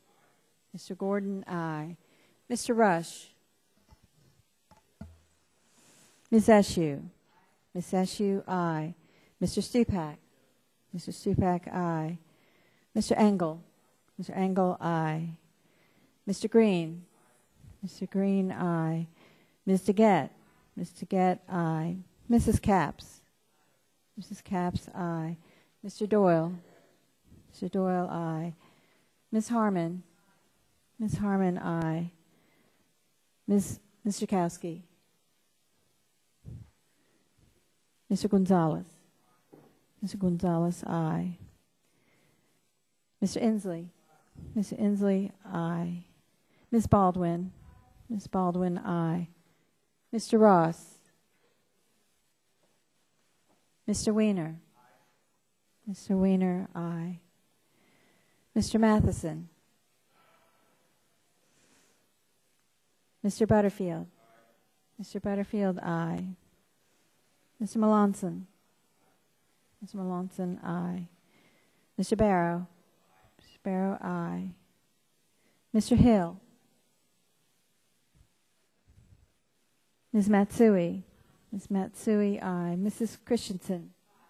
Mrs. Christensen, aye. Ms. Castor. Ms. Castor, aye. Mr. Sarbanes. Mr. Sarbanes, aye. Mr. Murphy of Connecticut. Mr. Space. Mr. Space, aye. Mr. McNerney. Mr. McNerney, aye. Ms. Sutton. Ms. Sutton, aye. Mr. Braley. Mr. Welch. Mr. Welch, aye. Mr. Barton. Mr. Barton votes aye. Mr. Hall. Mr. Upton. Mr. Upton, aye. Mr. Stearns. Mr. Stearns, aye. Mr. Whitfield. Mr. Shimkus. Mr. Shimkus, aye. Mr. Shattuck. Mr. Shattuck passes. Mr. Blunt. Mr. Boyer. Mr. Radonovich. Mr. Radonovich votes aye. Mr. Pitts. Mr. Pitts, aye.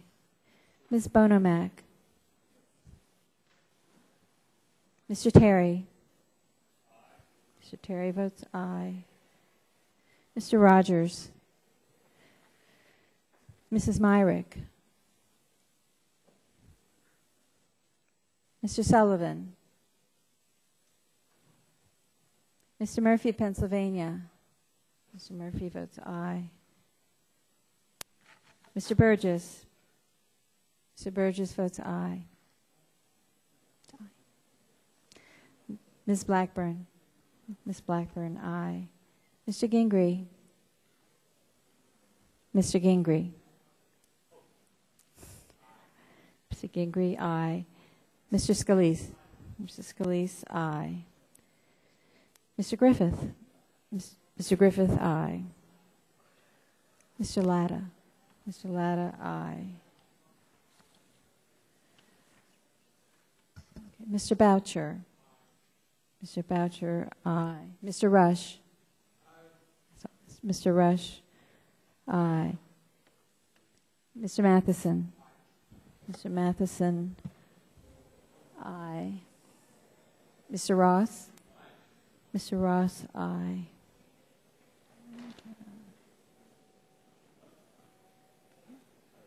Sorry. Mr. Braley? Aye. Mr. Braley, aye.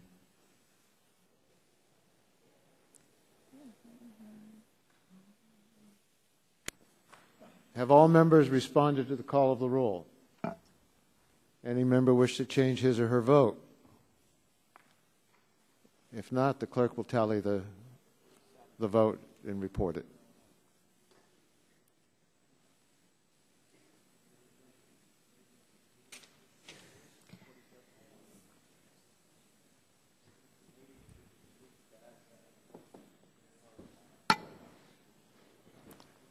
Before you tally the vote, Ms. Schakowsky votes aye.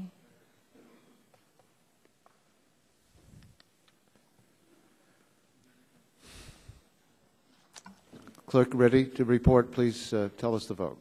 Yes, Mr. Chairman. Mr. Chairman, on that vote, the yeas were 48, 1 pass. 48 aye. And 0 no, 1 voting pass. Okay. 48 votes aye, none against, 1 member has passed. The chair declares that the bill is reported. And that fulfills the schedule for today. We stand adjourned. Mr. Chairman, we recessed?